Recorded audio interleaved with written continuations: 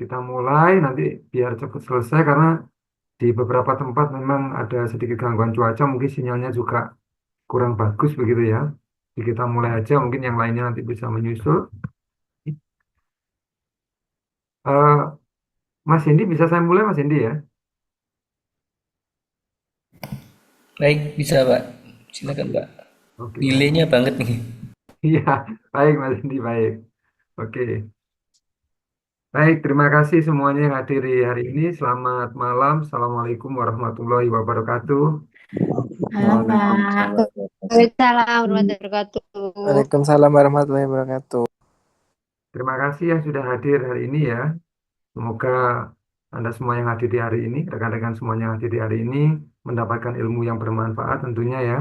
Dan kelak nanti bisa menjadi orang sukses begitu. Amin begitu ya. Amin. Saya pikir karena Amin Mbak. di beberapa tempat memang kondisi cuaca lagi tidak menentu ya, banyak hujan, ada angin dan sebagainya. Mungkin sinyal dari rekan-rekan yang lainnya juga mengalami gangguan atau putus-putus ya. Jadi kita mulai aja pertemuan hari ini. Nah, seperti yang saya sampaikan di pertemuan terakhir kemarin, bahwa hari ini adalah pertemuan terakhir untuk materi ekonomi manajerial. Kemudian nanti untuk soal UAS, ujian akhir semesternya nanti bisa Anda download di learning Anda. Nanti silakan Anda download di sana dan dikerjakan kurang lebih waktunya 3 hari ke depan ya untuk mengerjakan soal tersebut dan dikumpulkan seperti biasanya. Oke, baik.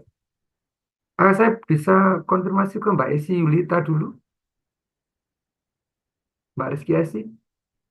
Ya Pak. Oke, Mbak Esi Resi untuk tugasnya belum diupload kah? Hah, masa Pak? Ini dari catatan saya, dari yang saya terima ini belum ada untuk tugasnya Mbak Esi di linknya.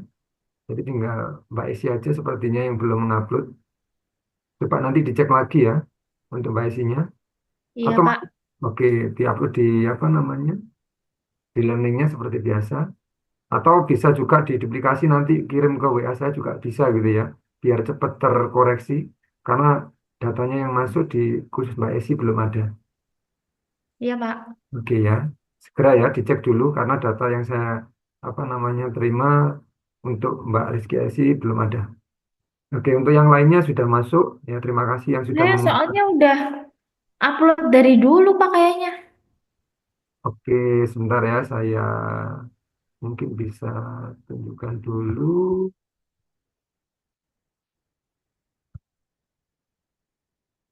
Oke, ini dia. Ini data yang lama ya saya terima ya sudah ya.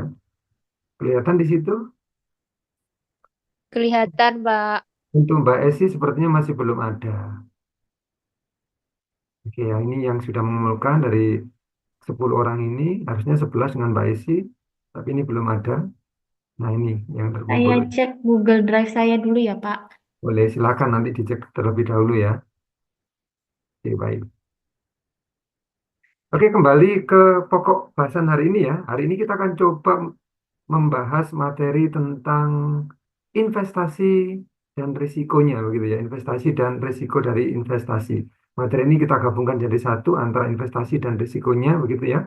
Sekaligus ini sebagai materi penutup dari mata kuliah ekonomi manajerial. Baik, akan saya share untuk materi hari ini.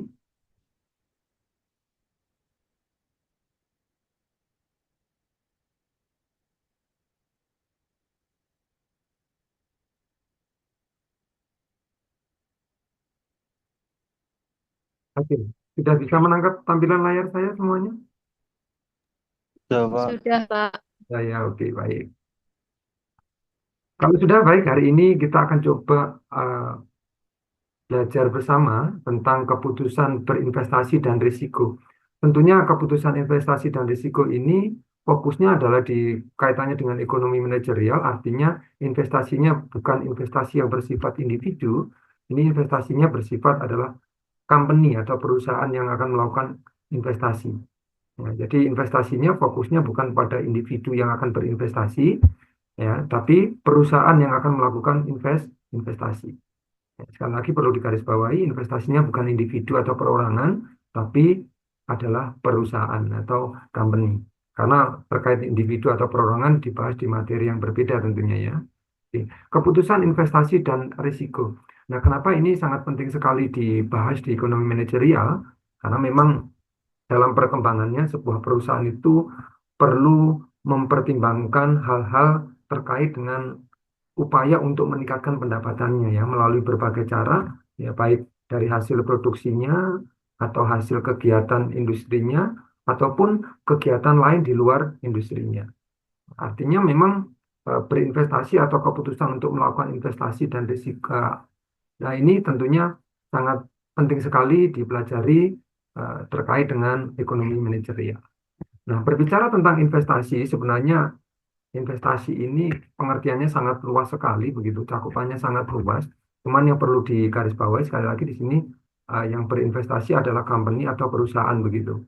Jadi kalau berinvestasi terkait dengan perusahaan ya intinya kegiatan ini adalah untuk mengalokasikan sejumlah sumber daya. Ya sumber daya itu banyak sekali ya, waktu, usaha, dana dan sebagainya ya dengan harapan untuk mendapatkan keuntungan ya di masa yang akan datang.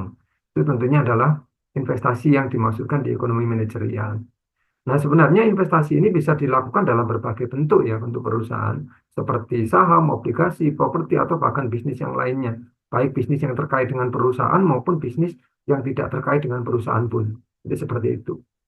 Jadi intinya adalah upaya untuk ya, mengalokasikan sumber daya yang ada, yang dimiliki oleh perusahaan itu, ya, yang tujuannya ke depannya adalah untuk mendapatkan keuntungan tentunya dalam berbagai hal begitu. Ya, tentunya hal ini apa? Nanti akan kita bahas di pertemuan hari ini. Nah, sebelum kita bahas tentang hal apa aja yang perlu diketahui adalah jenis investasi terkait dengan ekonomi manajerial. Artinya jenis-jenisnya ini ya berkaitan dengan perusahaan atau company begitu. Nah, yang pertama adalah jenis investasi. Kalau berkaitan dengan ekonomi manajerial, yang pertama adalah jenis investasi berdasarkan asetnya. Jadi ada beberapa jenis investasi. Yang pertama adalah jenis investasi berdasarkan aset. Nah, yang dimaksud di sini tentunya ada dua aset. Kalau Anda belajar di ekonomi baik mikro gitu ya, Anda akan tahu yang namanya investasi aset tetap, kemudian namanya investasi aset aset lancar. Nah, di investasi aset tetap ini tentunya Anda tidak asing lagi tentang yang namanya tanah dan bangunan. Artinya perusahaan itu bisa mengalokasikan aset ya, atau sumber daya yang ada untuk misalnya adalah membeli tanah atau membangun gedung baru atau gudang dan sebagainya, yang tentunya investasi ini merupakan investasi yang sifatnya jangka panjang. Artinya perusahaan memiliki investasi untuk mendapatkan keuntungan di masa yang akan datang ya, dalam periode jangka panjang tentunya. Nah, biasanya memang yang sering dilakukan investasi ini dalam bentuk bangunan begitu ya, atau perusahaan atau gudang ya, atau pabriknya begitu. Nah, ini tentunya investasi dalam bentuk investasi jangka panjang. Ini merupakan aset tetap tentunya. Nah, dengan investasi eh, tanah, kemudian bangunan atau pabrik dan sebagainya, ini dari tahun ke tahun justru nilainya akan mengalami peningkatan begitu. Misalnya membeli tanah yang luas untuk persiapan bangunan pabrik dan sebagainya, nah, harga tanah yang nanti ke depannya ya, mungkin 5 tahun atau 10 tahun mendatang, ya, nilainya akan semakin meningkat atau semakin tinggi. Nah, kemudian adalah peralatan dan mesin. Tentunya bagi perusahaan yang sudah menggunakan teknologi ya tentunya ya, peralatan dan mesin ini sangat diperlukan atau investasi dalam bidang peralatan dan mesin ini tentunya sangat menguntungkan perusahaannya. Tentunya dalam hal efisiensi kerja, kemudian produktivitas kerja atau aktivitas kerja ini sangat dibutuhkan perusahaannya untuk meningkatkan sekali lagi efisiensi dan produktivitas kerja. Nah, sebenarnya peralatan dan mesin ini serta tanah dan bangunan yang sudah saya sampaikan tadi memang membutuhkan sumber daya yang tidak sedikit. Artinya kalau di eh, dalam bentuk dana ya dananya otomatis sangat besar untuk melakukan atau berinvestasi di jenis investasi aset tetap ini. Kemudian ada namanya kendaraan. Nah, kendaraan tentunya juga sangat mendukung operasional dari perusahaan. Makanya perusahaan juga bisa berinvestasi di aset tetap ini yaitu berupa kendaraan. Nah, tentunya pembelian kendaraan ini diharapkan nanti dapat membantu operasional perusahaan sehingga memperlancar kegiatan dari perusahaan itu sendiri. Nah, ini adalah jenis investasi berdasarkan aset tetap begitu ya. Nah, sekali lagi investasi aset tetap ini memang membutuhkan sumber daya atau dana yang tidak sedikit begitu. Artinya memang invest ini diharapkan memberikan keuntungan jangka panjang. Artinya bukan jangka pendek yang diharapkan. Keuntungannya adalah keuntungan jangka panjang. Seperti yang saya sampaikan tadi, contohnya adalah nilai tanah atau bangunan semakin lama nanti ya kemungkinan akan semakin meningkat. Ya, harganya akan semakin naik. Nah, kemudian yang berikutnya jenis investasi berdasarkan aset adalah investasi untuk aset lancar. Nah, investasi aset lancar ini contohnya misalnya adalah inventaris tentang bahan baku bagi perusahaan manufaktur tentunya, bahan setengah jadi untuk manufaktur, atau mungkin untuk perusahaan dagang adalah barang jadi yang akan siap untuk dijual begitu. Ini merupakan aset lancar ya, atau investasi dalam uh, jenis aset lancar. Kemudian ada piutang, artinya memberikan hutang ke pihak lain. Ya, sebenarnya investasi ini juga uh, merupakan investasi aset lancar, begitu ya. Artinya perusahaan akan memberikan piutang kepada perusahaan lain, ya, atau apa namanya perusahaan sejenis atau rekanan dan sebagainya, yang tujuannya adalah untuk misalnya meningkatkan penjualan. Artinya memberikan piutang terlebih dahulu ya terhadap eh, customer atau klien-klien atau rekan industrinya ya dalam bentuk piutang yang tujuannya ya memang untuk meningkatkan penjualannya nantinya ke depannya. Kemudian berikutnya adalah kas. Ya, yang dimaksud investasi kas ini ya tentunya adalah penempatan dana ya dalam bentuk kas ataupun yang setara kas ya untuk memenuhi kebutuhan operasional sehari-hari. Ini juga dapat dikatakan namanya investasi. Nah, artinya kesediaan kas ini ya harus disiapkan ya untuk kegiatan operasional dari perusahaan. Nah, sebagai fokus yang perlu disampaikan bahwa kalau untuk aset tetap memang sekali lagi untuk jangka panjang, kalau untuk aset lancar ini adalah kebutuhan jangka pendek. Nah, jangka pendek ini ya tentunya kebutuhan yang eh, dibutuhkan dalam waktu yang tepat begitu atau biaya untuk kegiatan keseharian dari perusahaan itu sendiri. Ini kalau berdasarkan aset untuk jenis investasi ya. Sekali lagi investasi yang dimaksud bukan investasi perorangan, tapi yang di sini yang dibahas adalah investasi dari perusahaan. Ya. Nah, berikutnya adalah berdasarkan jangka waktu. Jadi untuk investasi berdasarkan jangka waktu ini tentunya tidak asing lagi, ada istilah investasi jangka pendek, kemudian ada istilah jangka menengah dan jangka panjang. Nah, kalau berkaitan dengan investasi jangka pendek ya tentunya inilah jangka waktunya relatif singkat ya atau relatif pendek. Biasanya ini jangka waktunya di bawah 1 tahun atau kurang dari satu tahun. Nah, artinya investasinya ini ya benar-benar memang diharapkan nanti di dalam waktu kurang 1 tahun sudah memberikan dampak yang positif terhadap perusahaan itu sendiri. Nah, contohnya ya investasi dalam surat berharga, kemudian pasar uang atau pembelian persediaan barang dan sebagainya. Itu tentunya investasi dalam jangka pendek. Kemudian investasi berikutnya berdasarkan jangka waktunya adalah investasi jangka menengah. Artinya jangka waktunya ini range-nya kurang lebih adalah 1 sampai 5 tahun. Artinya dari 1 tahun sampai kurang dari 5 tahun. Investasi ini biasanya dilakukan oleh perusahaan-perusahaan, terutama perusahaan manufaktur ya dalam inovasi produk-produk tertentu, produk-produk baru. Nah, investasi ini memang dibutuhkan untuk saat ini karena memang persaingan di apa namanya dunia industri memang ketat sekali. Kalau tidak ada inovasi yang baru atau produk-produk yang baru atau hal-hal yang baru, ya maka perusahaan itu akan ditinggal atau ketinggalan begitu ya. Bahkan akan bisa mengalami kerugian dan bisa akhirnya gulung tikar begitu. Nah, kemudian berikutnya adalah investasi jangka panjang. Nah, investasi jangka panjang ini yang harapannya adalah jangka waktunya tentunya di atas 5 tahun, seperti yang tadi saya sampaikan di awal, misalnya adalah mendirikan pabrik baru, membeli tanah, memberi peralatan atau mesin baru dan sebagainya. Ya, targetnya memang ini investasinya untuk jangka panjang. Dari waktu ada investasi jangka pendek, ya kurang dari 1 tahun, kemudian jangka menengah, ringnya antara 1 sampai 5 tahun, kemudian adalah jangka panjang di atas 5 tahun.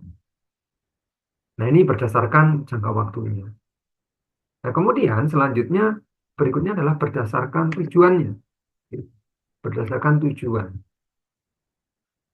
Nah, berdasarkan tujuan sendiri, jadi investasi itu memiliki tujuan sebenarnya. Nanti untuk tujuan investasi kita akan bahas lebih detail setelah ini begitu ya. Nah, kita bahas dulu tentang berdasarkan tujuannya. Kurang lebih ada beberapa tujuan ya. Tentunya perusahaan itu akan melakukan investasi. Yang pertama adalah ekspansi begitu. Nah, artinya akan memperluas, ya, baik itu memperluas unit usaha, memperluas pasarnya, atau memperluas perusahaan dengan cara mengakuisisi perusahaan yang lainnya, atau mungkin membuka cabang-cabang baru dari perusahaan itu sendiri. Nah, ini tentunya adalah uh, tujuan dari investasi ya, salah satu tujuan dari investasi untuk melakukan ekspansi. Nah, kemudian investasi dalam modernisasi, ini kalau berdasarkan tujuan ya.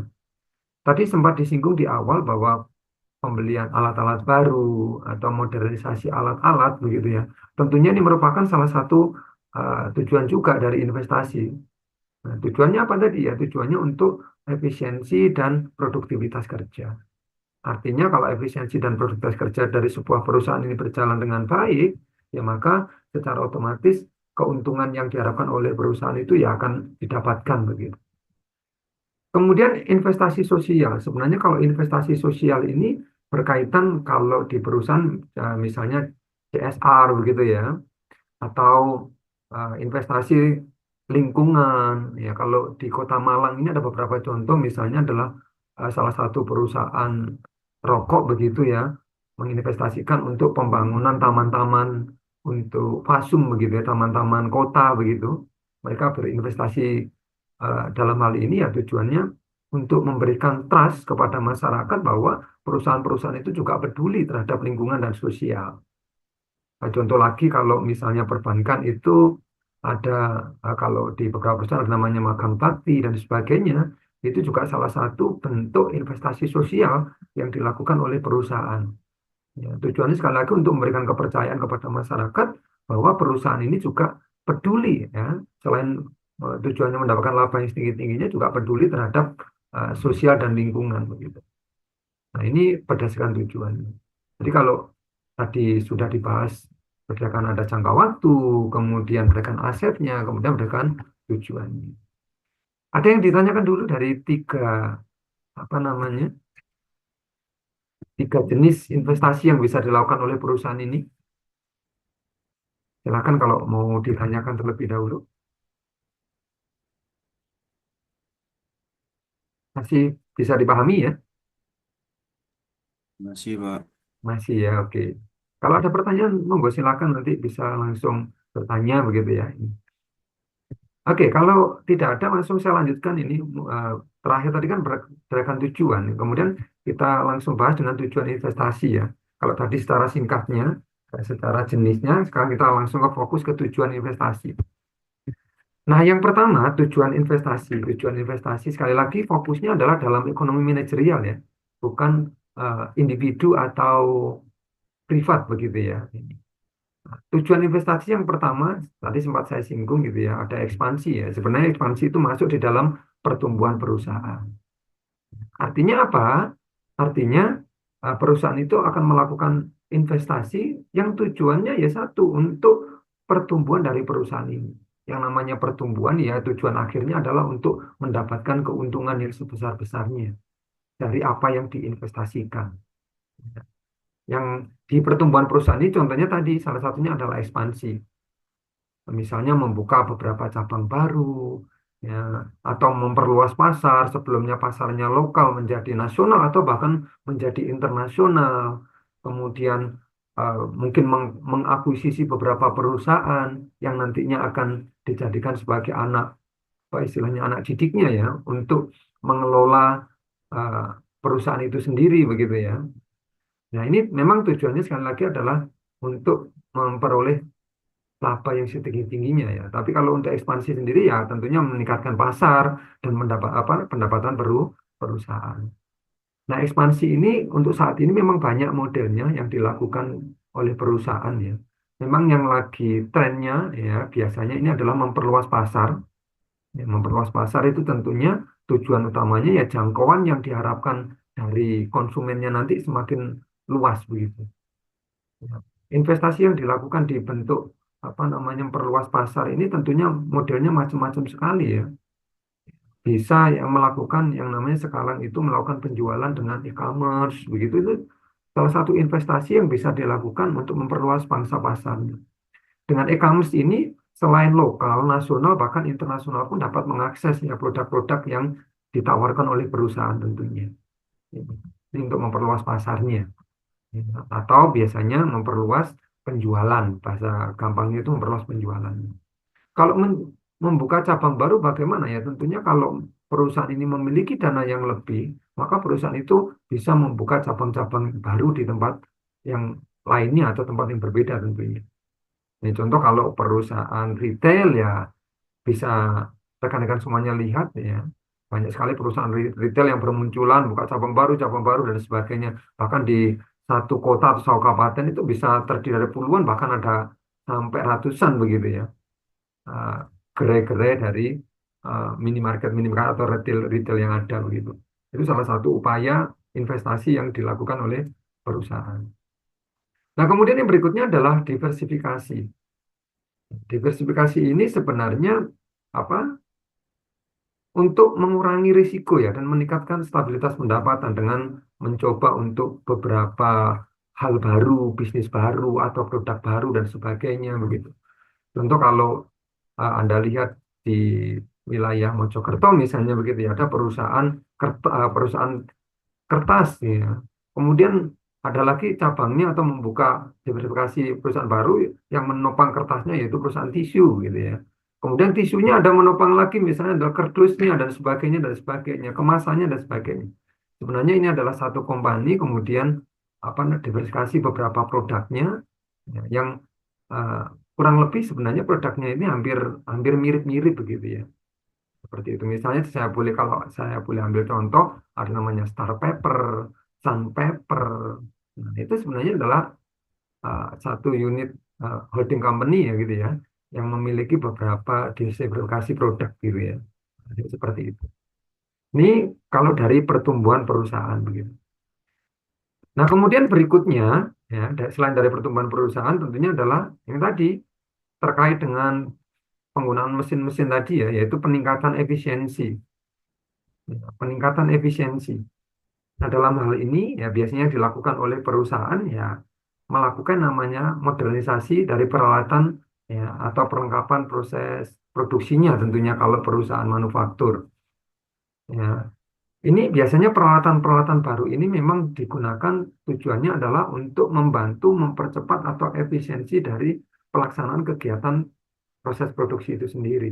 Ya tentunya tujuannya banyak sekali untuk memangkas biaya, untuk memperpendek, mempersingkat waktunya, begitu ya.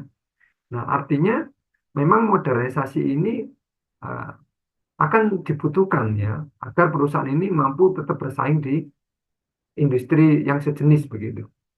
Dengan membeli peralatan-peralatan ini, ya tentunya ini merupakan investasi yang tidak sedikit tentunya ya. Ya contoh paling gampangnya adalah perusahaan atau industri rokok begitu ya. Industri rokok untuk meningkatkan produksinya secara efisien dan banyak atau cepat begitu menggunakan mesin-mesin otomatis untuk melinting rokoknya dan sebagainya begitu. Nah, ini salah satu investasi dalam rangka bertujuan untuk meningkatkan efisiensi. Nah, kemudian otomatisasi begitu ya. Nah, otomatisasi ini biasanya kaitannya dengan mesin yang mampu menggantikan peran tenaga kerja manusia atau menggantikan sumber daya manusia ya. Kalau di luar negeri atau di Eropa sana, misalnya adalah industri otomotif begitu ya, untuk melakukan perakitan mobil itu sudah otomatisasi dengan menggunakan mesin. Ya, mulai dari apa namanya kerangkanya, finishing catnya, pemasangan baut mesin dan sebagainya, itu sudah diotomatisasi dengan mesin-mesin yang canggih tentunya ya. Ini. Nah, ini tentunya merupakan salah satu investasi. Maka investasi yang otomatisasi ini bisa menggantikan tenaga kerja manusia. Dan secara otomatis penggunaan tenaga kerja ini akan berkurang begitu. Gantikan dengan mesin-mesin yang dapat melakukan kegiatan secara otomatis tersebut. Oke, baik. Kemudian yang berikutnya tentunya adalah untuk pengembangan produk baru begitu ya. Artinya perusahaan ini melakukan investasi untuk mendapatkan produk baru. Melalui apa ya? Melalui inovasi dan melalui penelitian dan pengembangan. Tentunya kalau berinovasi atau melakukan penelitian dan pengembangan ini ya tentunya membutuhkan biaya yang tidak sedikit begitu. Nah, misalnya contoh lagi perusahaan otomotif yang seperti saya sampaikan tadi, misalnya untuk inovasi yang saat ini yang lagi populer memang adalah industri otomotif untuk penggunaan eh, listrik begitu ya, penggunaan tenaga listrik misalnya ya motor listrik, mobil listrik dan sebagainya. Nah, inovasi produk-produk ini gitu ya, kalau di industri otomotif begitu ya, ini ya membutuhkan dana yang tidak sedikit atau investasi yang tidak sedikit begitu. Nah, memang kalau untuk melakukan ini ya kaitannya dengan penelitian dan pengembangan, ya ada trial and error-nya, ya ada percobaannya, ya, ada penelitian yang memang harus dilakukan dan membutuhkan waktu yang tidak singkat begitu. Ya ini tentunya akan membutuhkan dana yang besar. Ya bagaimana kalau untuk perusahaan jasa, bukan perusahaan industri misalnya? Ya inovasi misalnya memberikan layanan yang baru begitu ya, layanan yang lebih ramah atau lebih baru. Ya contohnya misalnya dengan menggunakan apa tadi teknologi chatbot misalnya IE chatbot ya, atau AI gitu ya. Artinya kalau Anda contohnya di layanan hotel misalnya, ya Anda melakukan telepon hotelnya, sekarang banyak hotel-hotel bintang 5 itu ya, untuk frontlinernya yang menerima teleponnya itu berupa AI gitu, itu AI ya, artificial intelligence begitu. Artinya bisa menjawab sendiri dan sebagainya. Perbankan bahkan menggunakan chatbot juga untuk memberikan servis layanan lebih begitu ya. Artinya servis ini bisa dilakukan 24 jam begitu. Anda mau menelpon kapanpun begitu, ya. Anda mau nelpon jam berapapun, ya tetap akan ada yang menjawab. Inovasi misalnya penggunaan namanya AI begitu ya, atau AI gitu dalam perkembangan teknologi saat ini. Ya ini merupakan salah satu inovasi gitu ya. Tujuannya apa ya? Tujuannya tentunya akan tetap mampu bersaing dengan industri-industri yang sejenis atau bahkan industri yang tidak ada kaitannya dengan industri apa namanya yang dijalankan begitu. Biasanya saling melengkapi, saling mengisi, bahkan bisa menjadi leader begitu ya. Kalau memang terus mampu berinovasi. Dan lagi untuk melakukan inovasi tentunya ada harus penelitian dan pengembangan yang tentunya ini perlu biaya atau investasi yang tidak sedikit begitu. Ya memang kalau uh, berbicara tentang investasi dalam hal penelitian ini, kalau di Indonesia memang masih apa namanya jarang sekali ya penelitian dan pengembangan untuk inovasi-inovasi perusahaan otomotif ya. Tapi kalau di luar negeri sudah banyak sekali ini karena luar negeri itu mampu memberikan suntikan dana yang cukup besar atau berinvestasi cukup besar untuk menciptakan produk-produk teknologi yang baru. Kalau di Indonesia mungkin masih belum maksimal begitu ya. Ada tapi memang belum maksimal. Nah, kemudian yang berikutnya dari tujuan investasi, ini adalah penciptaan nilai tambah. Artinya menciptakan nilai tambah dari perusahaan itu sendiri, gitu. Nilai tambahnya ya tentunya banyak sekali, begitu ya. Bisa melakukan investasi pada proyek-proyek ya, yang memiliki tingkat pengembalian investasi atau kalau Anda sering dengar dengan ROI, gitu ya, ROI, ROI, begitu yang tinggi, gitu ya. Masih ingatkah apa itu ROI?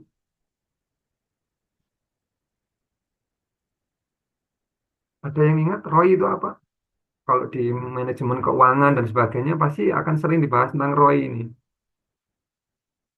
Ada yang ingat? Ya, intinya tingkat pengembalian investasi kalau bahasa Inggrisnya ya otomatis return on investment begitu ya.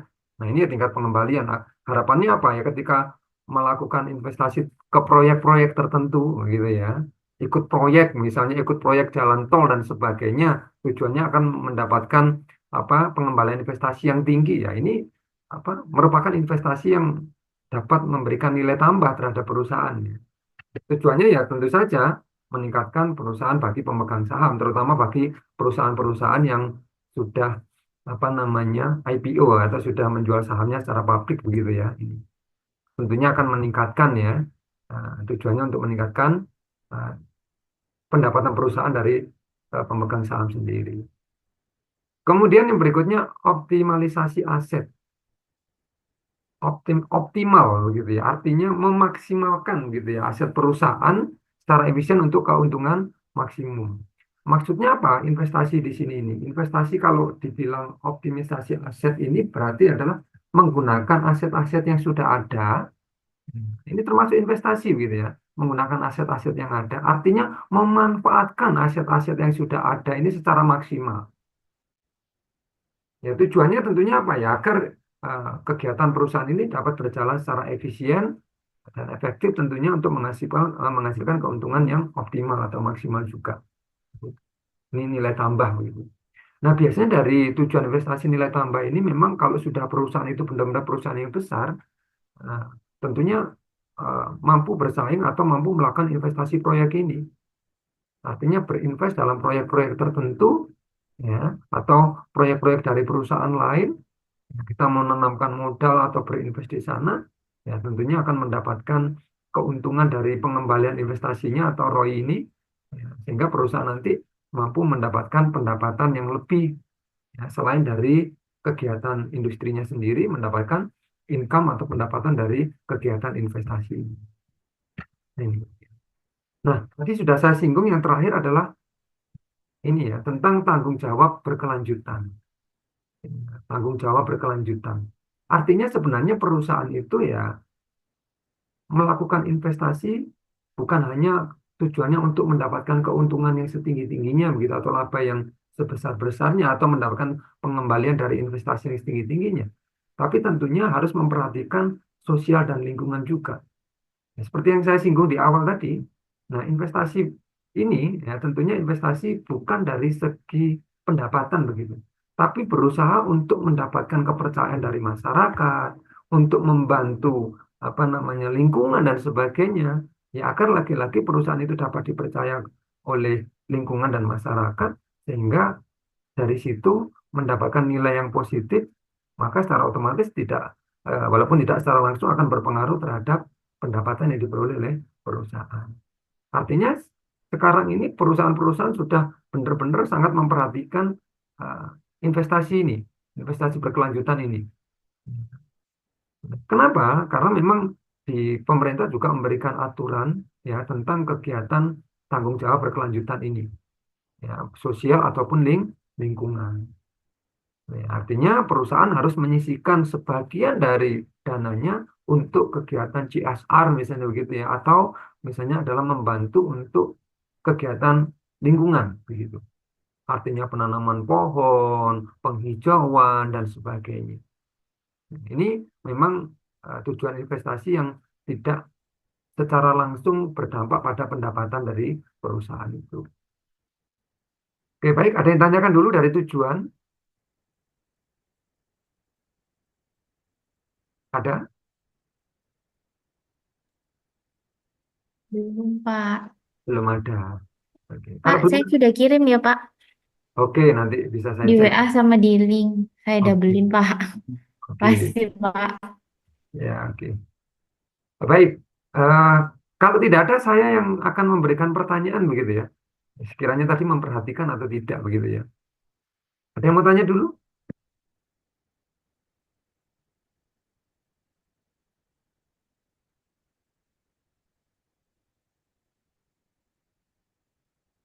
Tidak ada? Oke, kalau tidak ada, saya yang bertanya nih. Coba mungkin ada yang bisa menyampaikan pendapatnya. Nah, antara perusahaan industri atau perusahaan manufaktur, kemudian perusahaan dagang, dan perusahaan jasa, tujuan investasi yang terakhir tadi, yang terakhir ini, investasi yang berkelanjutan ini, kira-kira menurut Anda, perusahaan mana yang akan berdampak signifikan dari tiga jenis perusahaan ini kalau melakukan investasi berkelanjutan atau terkait dengan sosial dan lingkungan? Ada yang bisa menyampaikan pendapatnya?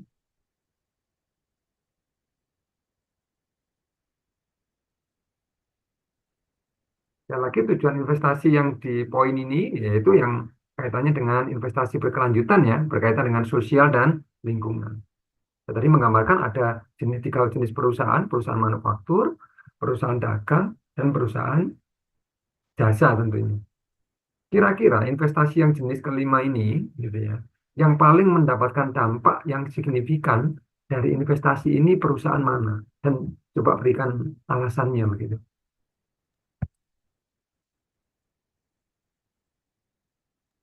Pak, kira-kira BUMN boleh nggak ya, Pak? Boleh, perusahaan apapun boleh. BUMN kan punya jenis usaha yang sangat banyak sekali ya. Boleh. Baik swasta, BUMN boleh.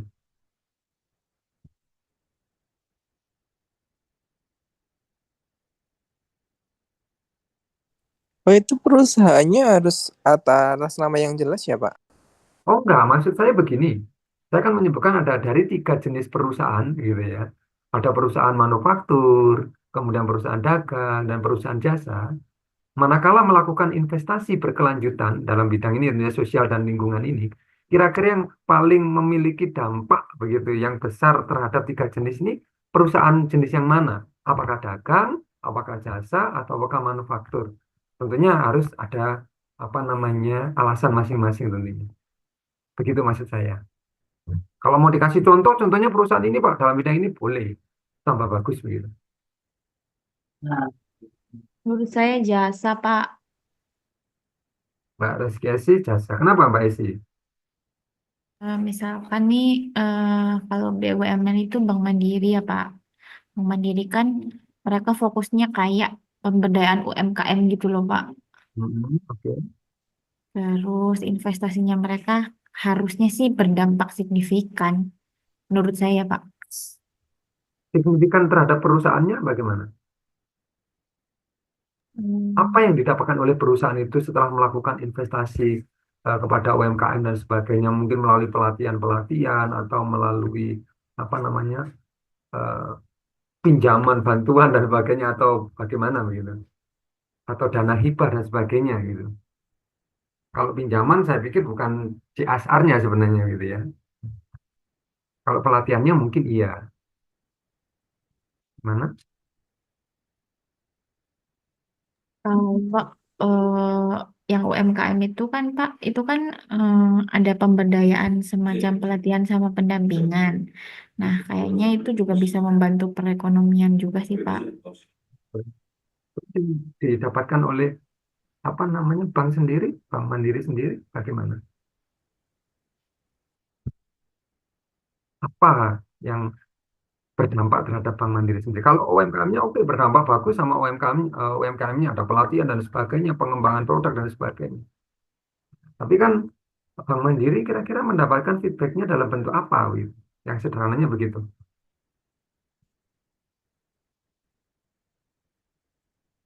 Yang lain juga boleh memberikan pendapat ya, Pak mau izin nyoba jawab.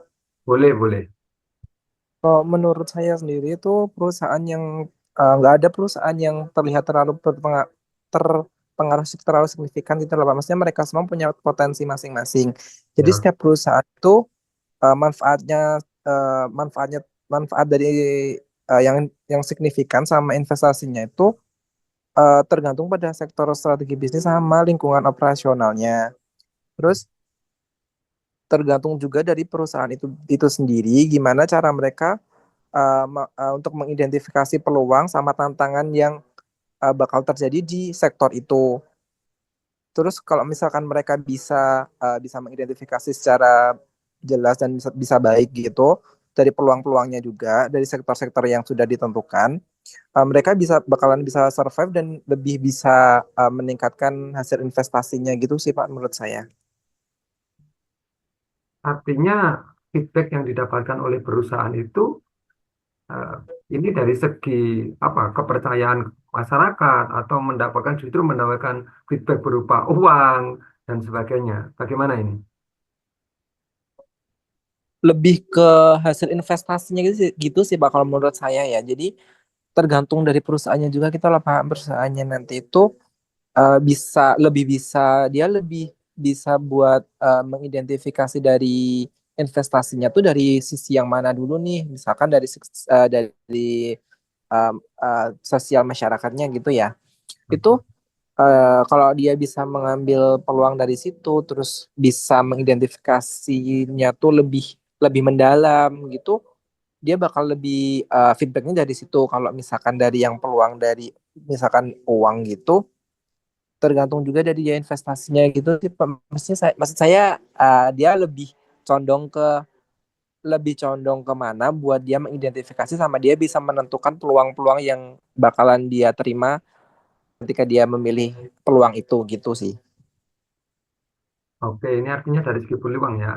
Eh, Perlu saya garis bawahi yang saya sampaikan ini tadi adalah feedback atau dampaknya kalau melakukan investasi yang poin yang kelima ini, investasi berkelanjutan. Saya Pak, Gimana? saya mau jawab sih Pak. Boleh, boleh, boleh, boleh, boleh. Menurut saya yang ini sih Pak, menurut apa manufaktur Pak, di manufaktur. Di manufaktur. Ya, Kenapa contohnya manufaktur? yang uh, kayak minyak, tambang minyak gitu Pak, perusahaan yang bekerja di Tambang bidang minyak, oke. ya, Perminyakan iya, ya. ya Pak, dia invest di sosialnya kayak misal pembangunan uh, apa kayak Jalan raya gitu ya. iya Pak kayak gitulah. Contohnya kayak ini sih Pak, buat lingkungan gitu Pak.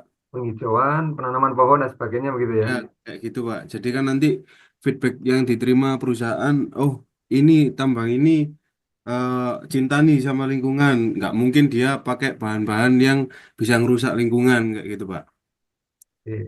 Artinya feedbacknya dari begitu ya, dari trust Ya, masyarakat atau kepercayaan ya, masyarakat ya, dari apa yang dilakukan begitu ya. ya Pak. Oke, oke. Sudah sih Pak, itu aja. Itu aja, oke. Manufaktur begitu ya. Oke, nanti coba kita bahas rame-rame gitu ya. Ada lagi yang punya ide? Kalau jasa bagaimana kalau jasa ini? Jasa kan banyak ya perusahaan jasa tadi ya sudah disampaikan salah satunya. Hotel misalnya begitu. Hotel begitu ya. Hotel itu sebenarnya melakukan namanya sosial dan apa namanya lingkungan begitu juga ya di hotel itu. Cuman memang eh, kegiatannya itu tidak begitu kelihatan kalau dibandingkan dengan kegiatan industri yang manufaktur yang besar begitu ya. Kira-kira kalau seperti hotel dan sebagainya apa sih investasi yang dilakukan di lingkungan dan sosial ini contohnya?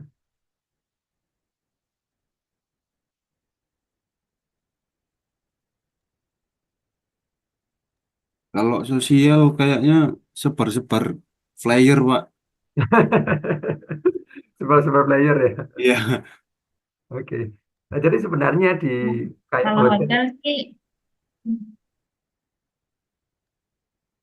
kalau ya. hotel di Malang sih Pak, sekarang ramenya cuman hotel tertentu aja ya Pak yang besar-besar. Kayak Mhm. Grand Mercure, Hotel Haris, mungkin buat kalau misalkan ada pemerintahan datang, ada acara-acara kantor. Tapi kalau kayak hotel kecil-kecil kayak Savana, Santika gitu, kebanyakan kayak udah mulai sepi nggak sih Pak? Oke. Jadi kalau dikaitkan dengan investasi apa sosial lingkungan itu sebenarnya kalau di hotel itu dapat banyak banyak hal ya. Tentunya tergantung dari posisi hotel masing-masing. Tentu kebetulan di dekat saya ini ada hotel yang sangat besar sekali, gandeng gitu ya, termasuk satu RT dengan lingkungan di tempat tinggal saya ini. Artinya kalau dari segi lingkungan ya, dulu mereka ketika apa namanya di dapurnya itu mengeluarkan suara bising yang luar biasa, begitu otomatis masyarakat terganggu begitu ya.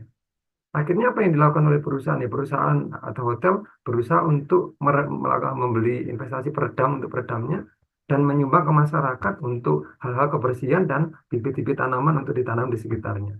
Padahal sebenarnya kalau dipikir-pikir tidak nyambung ini dengan apa yang dilakukan oleh hotel itu suara tapi mereka berinvestasi dengan cara memberikan bantuan untuk kebersihan, kemudian untuk penanaman bibit-bibit tanaman dan sebagainya. Padahal nggak nyambung dengan apa yang di apa namanya apa terdampak oleh masyarakat. Tapi dengan begitu masyarakat akhirnya percaya juga, oh ini ternyata masih care mau peduli.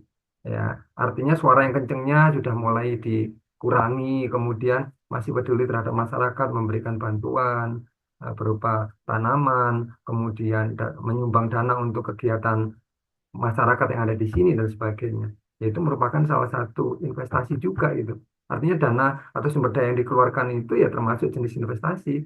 Tujuannya agar citra positif dari perusahaan itu atau hotel itu ya ah, dapat diperoleh oleh hotel tersebut begitu. Artinya masyarakat menganggap oh hotel ini bagus begitu ya. Nah, seperti itu.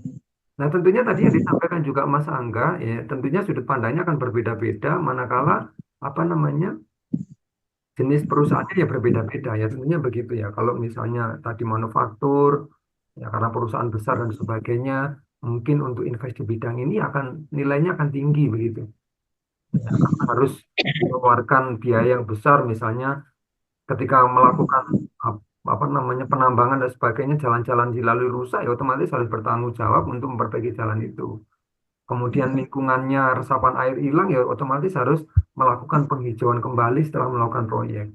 Nah, atau memberikan CSR ke masyarakat berupa bantuan-bantuan atau subsidi kepada masyarakat yang di area perusahaan itu sendiri yang terdampak tentunya.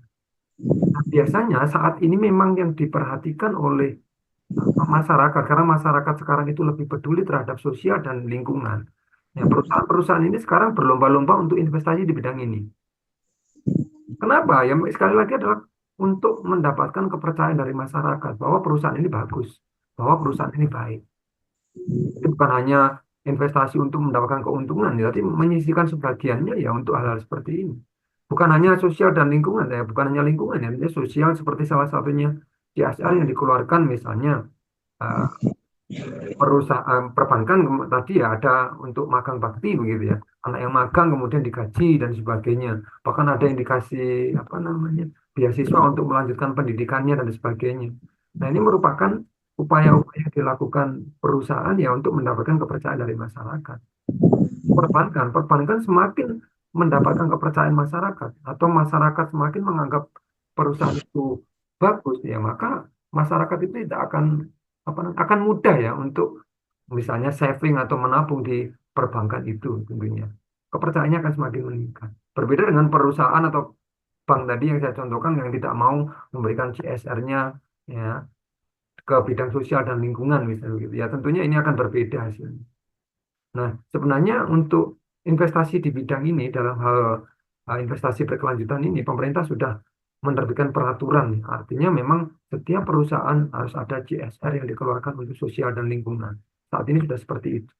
Artinya nanti kalau Anda mau bikin perusahaan begitu ya, atau Anda bekerja di sebuah perusahaan sebagai manajerial, ya tentunya harus perhatikan yang ini. Ya, di apa namanya investasi yang ini benar-benar harus diperhatikan. Nah, lingkungan dan sebagainya. Oke, ada yang mau disampaikan?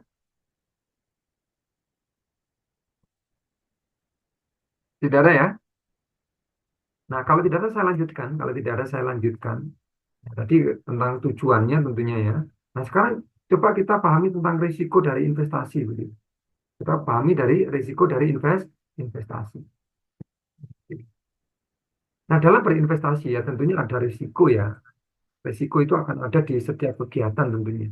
Tentunya kalau investasi ya risiko yang akan dihadapi ya, terkait dengan investasi yang akan dilakukan. Apa yang akan dihadapi? Tentunya biasanya kalau perusahaan ya kerugian tentunya ada begitu, ada risiko. Tapi perusahaan itu akan seminimal mungkin untuk apa berusaha agar ketika melakukan investasi ini tidak mendapatkan atau menerima kerugian atau tidak sesuai dengan yang diharapkan sama tidak. Artinya perusahaan ini sudah punya cara atau trik khusus sebelum melakukan investasi begitu ya. Ya, di berbagai bidang tadi tentunya ya. Nah, resiko ini memang sekali lagi bisa terjadi atau bahkan tidak terjadi begitu ya. Tergantung dari kegiatan investasi dan kelancaran dari investasi yang dilakukan begitu. Nah, di risiko investasi ini ada beberapa jenis risiko dalam investasi yang bisa dipelajari ya tentunya. Ini yang sebagian kecil saja. Artinya sebagian kecil dari yang saya sampaikan ini tentunya adalah secara general kurang lebih risiko yang akan dihadapi oleh perusahaan ketika melakukan investasi itu ya ini begitu. Nah, melakukan investasi ya seperti ini. Nah, yang pertama ini biasanya adalah risiko sistematis atau biasanya orang menyebutnya itu risiko pasar begitu ya atau market risk begitu. Ya ini risiko ini yang memang risiko yang umum terjadi begitu. Risiko ini yang umum terjadi ketika perusahaan itu melakukan investasi. Nah, artinya apa? Ya risiko ini memang mempengaruhi seluruh kegiatan pasar atau industri yang memang tidak dapat dihindari melalui diversifikasi produk pun begitu ya atau diversifikasi kegiatan pun. Artinya memang ini ya bentuk dari dampak risiko yang dipengaruhi oleh pasar dan industri. Nah, contoh kalau dari risiko pasar, ya berarti kan kemarin kalau di materi yang namanya permintaan, penawaran, begitu ya, sudah sedikit paham Anda tentunya kalau harga naik, kemudian permintaan turun dan sebagainya. Atau kalau Anda belajar ekonomi makro kemarin, Anda belajar namanya inflasi, kan begitu ya. Kemudian suku bunga, kebijakan pemerintah. Nah, ini adalah merupakan risiko pasar yang sering akan dihadapi oleh para industri yang melakukan investasi. Sudah melakukan investasi, oh ternyata terjadi inflasi di negara tersebut. Nah, otomatis ya, kalau ada inflasi dan sebagainya ya akan mengalami kerugian juga begitu. Nah, kemudian tiba-tiba sudah melakukan investasi di salah satu perusahaan begitu, oh, pemerintah mengenakan pajak terhadap apa namanya barang-barang yang diproduksi di perusahaan tempat berinvestasi tersebut. Ya otomatis ini memang risiko-risiko yang harus dihadapi. Dan risiko-risiko ini ya memang risiko yang secara umum dialami oleh perusahaan-perusahaan yang melakukan investasi. Ya, tiba-tiba misalnya berinvestasi di uh, bidang-bidang tertentu misalnya.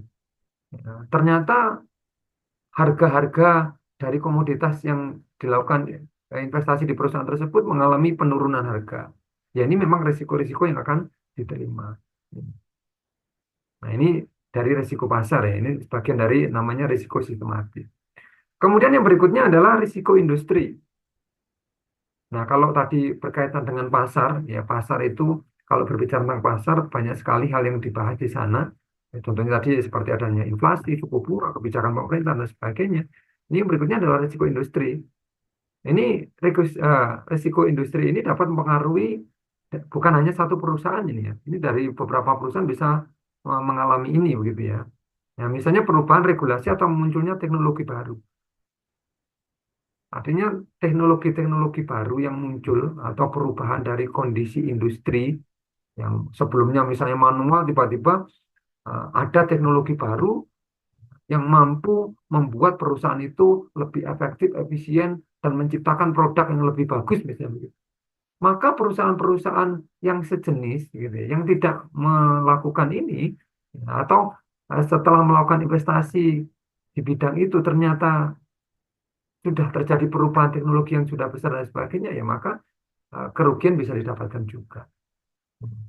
Atau mungkin sebelumnya perusahaan itu belum melakukan atau membuat dengan perubahan teknologi baru, tapi tiba-tiba mengikuti, otomatis investasinya ya akan apa namanya berimbas harus menambahkan investasi misalnya, karena memang membutuhkan dana baru ya untuk melakukan perubahan terhadap kegiatan industrinya. Nah, risiko-risiko atau risiko sistematis ini atau biasanya risiko pasar ini memang pada umumnya sering terjadi ya, pada umumnya sering terjadi. Terutama bagi negara yang sedang mengalami kondisi ekonomi yang tidak baik atau tidak stabil. Makanya biasanya uh, ini menjadi pertimbangan di dalam melakukan investasi. Oke, berikutnya.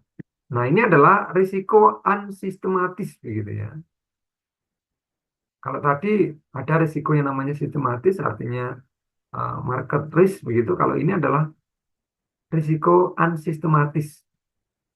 Ini biasanya risiko yang istilahnya spesifik gitu ya. Pada satu perusahaan atau proyek investasi tertentu. Biasanya hal ini dapat diminimalisir ya, diminimalisasi ya dengan tadi kegiatan diversifikasi. Ya, contoh misalnya adalah risiko operasional. Itu berarti risiko yang terkait dengan kegiatan atau proses produksi.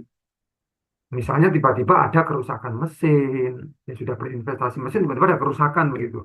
Kemudian kesalahan dalam produksi, bahkan ada keterlambatan pasokan bahan baku atau gangguan pasokan bahan baku. Ini tentunya akan menjadi risiko operasional. Sudah berinvestasi, misalnya mesinnya sudah baru dan sebagainya, ternyata pada saat kegiatan produksi ada gangguan atau kerusakan. Ya tentunya ini merupakan risiko gitu ya. Kemudian risiko keuangan. Nah ini terkait dengan keuangan perusahaan tentunya ya. Misalnya terkait dengan likuiditas, risiko kredit. Misalnya kalau perusahaan itu, kalau misalnya leasing atau perbankan misalnya ada kredit macet dan sebagainya, atau mungkin terjadi penurunan valuta asing, nilai mata uang yang turun dan sebagainya, sudah berinvestasi membeli dolar gitu ya, tiba-tiba dolar turun dan sebagainya, yaitu risiko yang harus diambil dalam risiko keuangan. Nah, kemudian berikutnya ada namanya risiko manajemen. Ini artinya berkaitan dengan kualitas ya, kualitas manajemen dari perusahaan. Maksudnya bagaimana? Misalnya kalau manajemen mengambil keputusan yang salah atau eh, manajerial tidak mampu untuk memberikan atau menjalankan bisnis dengan baik, ya otomatis ini risiko yang akan diterima gitu ya dalam investasi ini. Ini namanya risiko manajemen. Biasanya risiko manajemen ini memang fokusnya karena eh, kegiatan manajemen yang dilakukan atau bagian manajerial itu tidak maksimal atau belum kompeten untuk menangani kegiatan perusahaan secara maksimal. Misalnya baru ada perubahan manajer baru atau perubahan di struktur manajerial dan sebagainya, belum memahami tentang kegiatan industri secara maksimal begitu ya. Ini biasanya risiko-risiko yang bisa diambil, yang dapat dialami oleh perusahaan, maksudnya dapat dialami oleh perusahaan yang melakukan investasi ini. Nah, risiko sistematis ini sebenarnya bisa, kalau yang ini bisa ditekan atau diminimalisir gitu ya, dengan intern sendiri. Artinya kegiatan ini bisa dilakukan dengan perbaikan secara intern di perusahaan tersebut. Tapi kalau yang sebelumnya tadi, itu kaitannya dengan pihak luar atau eksternal.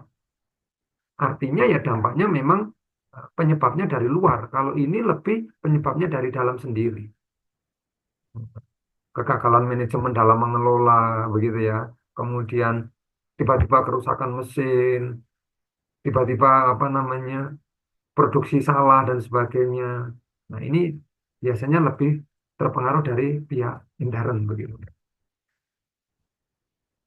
Nah, berikutnya adalah ini dia, risiko likuiditas. Nah, ini kalau Anda belajar ekonomi begitu ya, pasti sering mendengar namanya istilah likuiditas begitu ya. Yang terkait dengan apa?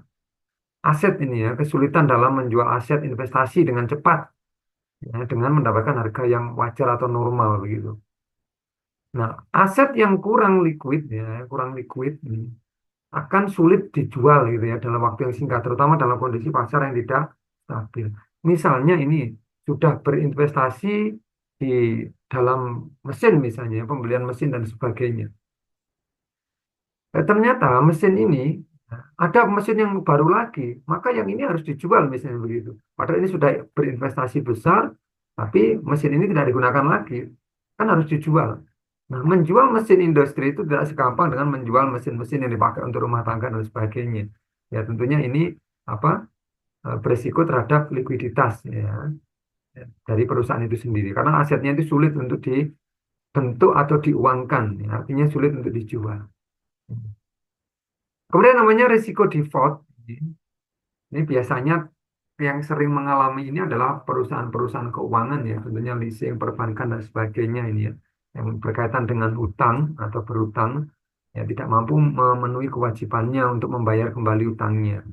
Nah, risiko ini memang sering apa namanya berkaitan dengan lembaga keuangan biasanya begitu, karena bentuk pinjaman atau obligasi dan sebagainya. Perbankan, kemudian leasing ini biasanya sering mendapatkan risiko default ini. Kalau perusahaan misalnya manufaktur yang tidak berinvestasi atau melakukan pembelian obligasi atau pinjaman ya tentunya akan tidak mengalami ini. Gitu. Nah, kemudian adalah politik. Politik ya, kemudian adalah politik. Kalau berbicara politik ini memang banyak hal ya yang terkait dengan kegiatan politik. Contohnya adalah politik di suatu negara yang tidak stabil. Ya, ini tentunya akan menjadi salah satu risiko ya dari melakukan investasi. Ya, selain politik misalnya tidak stabil, kebijakan politik, kebijakan pemerintah terkait politik, ya, terus misalnya adalah mempersulit ya, investasi, gitu dan sebagainya. Misalnya ini ya, ini ya tentunya akan menjadi risiko dari investasi. Ya, kenaikan pajak ini salah satu juga ini kebijakan politik gitu ya, regulasi, kemudian stabilitas politik negara yang tidak stabil, misalnya ada demo, ada kekacauan, dan sebagainya di suatu negara itu ya tentunya ini menjadikan risiko politik tentunya di dalam melakukan investasi. Nah, kemudian tadi ada namanya risiko valuta asing, artinya ini terkait dengan fluktuasi nilai tukar mata uang begitu, ya, terutama mata uang asing di dalam negeri. Ya, misalnya sudah berinvestasi seperti yang dilakukan tadi, ya, ternyata nilai dolar tiba-tiba turun dan sebagainya. Atau kalau ketika ya, membeli produk untuk bahan baku, ternyata nilai dolar naik begitu. Bahan bakunya ini dibeli dengan dolar begitu. Akhirnya ya harus menambahkan nilai uangnya ya. Artinya uangnya harus bertambah dan sebagainya. Kemudian risiko inflasi seperti yang sedikit disinggung di atas tadi ini tentunya akan juga akan menjadikan sebuah risiko. Nah, dari jenis-jenis risiko ini ada yang mau ditanyakan dulu? Boleh bertanya dari jenis-jenis risiko yang sudah saya sampaikan? Baik terkait politik atau yang lainnya silakan. Yang mau ditanyakan silakan.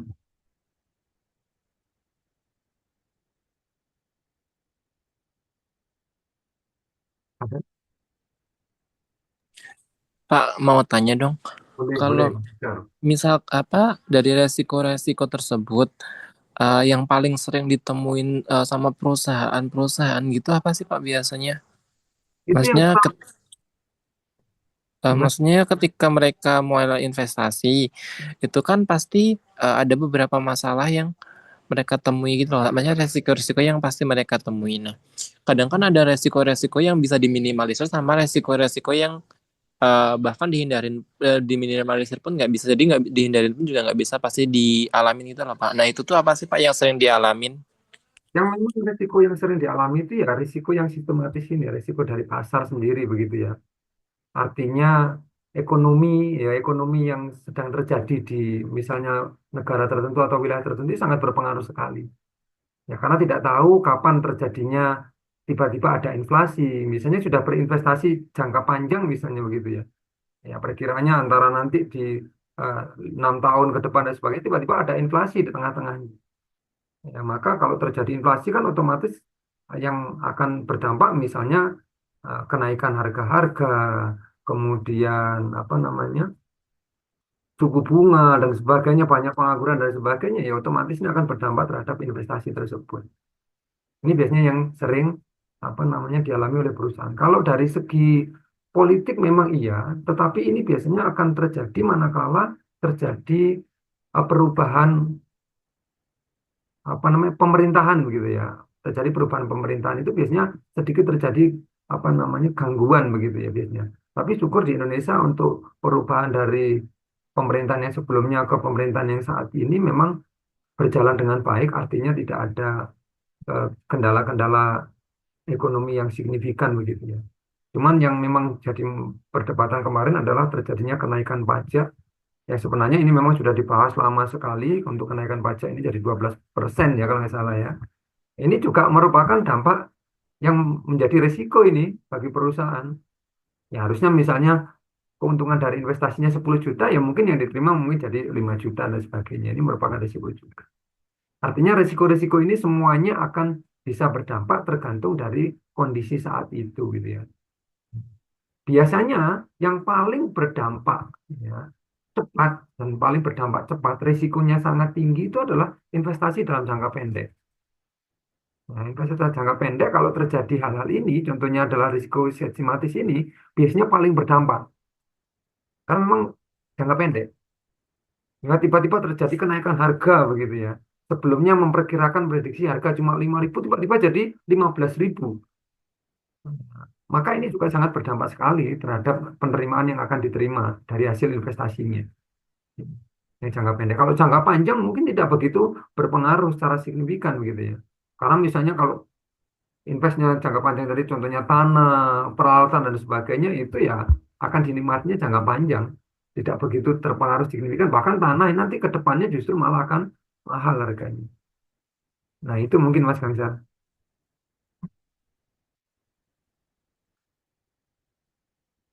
Gimana Mas Gangsar? Jadi apa namanya, buat resiko yang paling sering ditemuin itu cuman di resiko ini ya Pak, yang di apa yang di pasarnya sendiri ya Pak. Ya itu yang resiko yang biasanya paling sering ya, yang paling sering gitu ya. Walaupun Mm-mm. resiko-resiko yang lain juga begitu ya, juga apa namanya akan bisa terjadi juga begitu. Tapi ya resiko ini paling sering. Karena kalau berbicara tentang politik, biasanya perubahan dari pemerintahan atau kebijakan pemerintahan itu tidak terjadi dalam waktu singkat begitu. Ada prosesnya dulu. Bahkan kalau misalnya kemarin ternyata sudah ada kenaikan pajak 12%. Nah, sebenarnya peraturan ini sudah digodok sebelumnya. Saya yakin pelaku bisnis sudah tahu memang ini akan dikeluarkan tahun 2025 itu sudah tahu terlebih dahulu. Artinya sudah memprediksi nanti akan ada kenaikan. Itu kalau misalnya dari segi kebijakan pemerintah tentang pajak dan sebagainya, dari politik. Biasanya dari segi politik itu yang paling membahayakan itu adalah ketidakstabilan politik di negara itu. Terjadinya ketidakstabilan contohnya ya terjadinya demo besar-besaran sehingga untuk melakukan investasi itu akan takut gitu. Bahkan yang sudah melakukan investasi itu akan apa namanya ada risiko yang akan diterima gitu. Ya, misalnya ternyata ada kerusuhan, pabriknya dibakar dan sebagainya ini ya, salah satu risiko yang akan dihadapi kalau terjadi ketidakstabilan politik. Apakah di valuta asing juga tidak berpengaruh? Ya tentunya berpengaruh. Kalau stabilitas politik di suatu negara itu tidak stabil, ekonomi tidak stabil, maka valuta asing, nilai tukar mata uang di perusahaan di negara tersebut juga akan turun otomatis karena ketidakstabilan politik. Ini inflasi juga akan ada. Jadi sebenarnya risiko sistematik ini ya yang sering muncul karena memang ini dari apa namanya risiko yang dipengaruhi oleh kegiatan pasar begitu ya. Ini akan sering muncul. Tapi sekali lagi tidak menutup kemungkinan risiko-risiko yang lainnya itu juga sangat berpengaruh. Terutama yang perlu digarisbawahi kalau di Indonesia itu biasanya yang sangat mempengaruhi juga itu adalah politik. Bagaimana politik ini benar-benar bisa mempengaruhi investasi. Ya kalau ngomongin politik berarti adalah berkaitan dengan pemerintahan. Kalau pemerintahan mengeluarkan peraturan baru misalnya, mau investasi ternyata peraturannya lebih ketat. Harus A, B, C, D dan seterusnya. Maka ya apa perusahaan itu ya akan pikir-pikir dua kali dan sebagainya. Atau sudah berinvestasi, tiba-tiba pemerintah mengeluarkan peraturan baru tadi, menaikkan pajak dan sebagainya. Ya itu beberapa risiko yang harus diambil. Ya itu Mas Gangsa. Kalau resiko sistematis itu bisa, resiko terberatnya bisa bikin bangkrut nggak sih Pak? Maksudnya investasinya tuh jatuhnya kayak sia-sia gitu loh Pak. Dia udah nggak dapat hasil apa-apa gitu. Oh, bisa juga. Kalau sistematis ini bisa menyebabkan perusahaan yang berinvestasi itu bisa bangkrut juga ini. Contoh kalau berinvestasi di misalnya di keuangan dan sebagainya gitu, suku bunga dan sebagainya, manakala pemerintah misalnya menurunkan tingkat suku bunga atau bahkan menaikkan tingkat suku bunga, ya, yang tidak diharapkan oleh perusahaan yang investasi tersebut ya bisa rugi perusahaan itu. Nah, contoh misalnya berinvestasi apa namanya di sektor saham dan sebagainya begitu ya. Nah, ada ternyata misalnya adalah penurunan suku bunga dan sebagainya. Kemudian kebijakan pemerintah terhadap suku bunga itu dan sebagainya. Atau istilahnya kalau berkaitan dengan suku bunga itu kan kaitan dengan moneter ya. Artinya moneter ini yang mengeluarkan adalah Bank Indonesia itu kalau dalam makronya begitu. Artinya kebijakan ini ya sangat berpengaruh terhadap investasi yang sudah dilakukan. Sangat berpengaruh kalau apa namanya atau ada risiko untuk rugi atau bahkan bangkrut begitu ya. Dulu di tahun 98 begitu ya, di era 97 98 ketika ada krisis ekonomi di Indonesia gitu ya, inflasi sangat luar biasa. Artinya nilai tukar mata uang itu benar-benar mata uang rupiah itu benar-benar kecil sekali atau jatuh gitu ya. Ketika perusahaan-perusahaan sudah investasi misalnya pembelian obligasi dan sebagainya dalam mata uang misalnya adalah rupiah ya akan hancur. Tapi sebaliknya kalau yang berinvestasi di dolar, dia akan mendapatkan keuntungan yang luar biasa. Nah, seperti itu Mas Gansal. Nah, jadi sudut pandang yang harus diperhatikan di sini adalah sudut pandang dari perusahaan itu sendiri. Ya, nanti coba kita akan case study atau studi kasusnya. Nah, investasi perusahaan itu ada perusahaan A, perusahaan B, dan perusahaan C misalnya begitu. Nanti kita akan coba simulasikan begitu ya. Itu Mas Gansal ya. Ada lagi yang mau disampaikan nggak apa Mas Gansal? Sudah Pak, sudah. Terima kasih Pak untuk jawabannya. Yang lain ada lagi?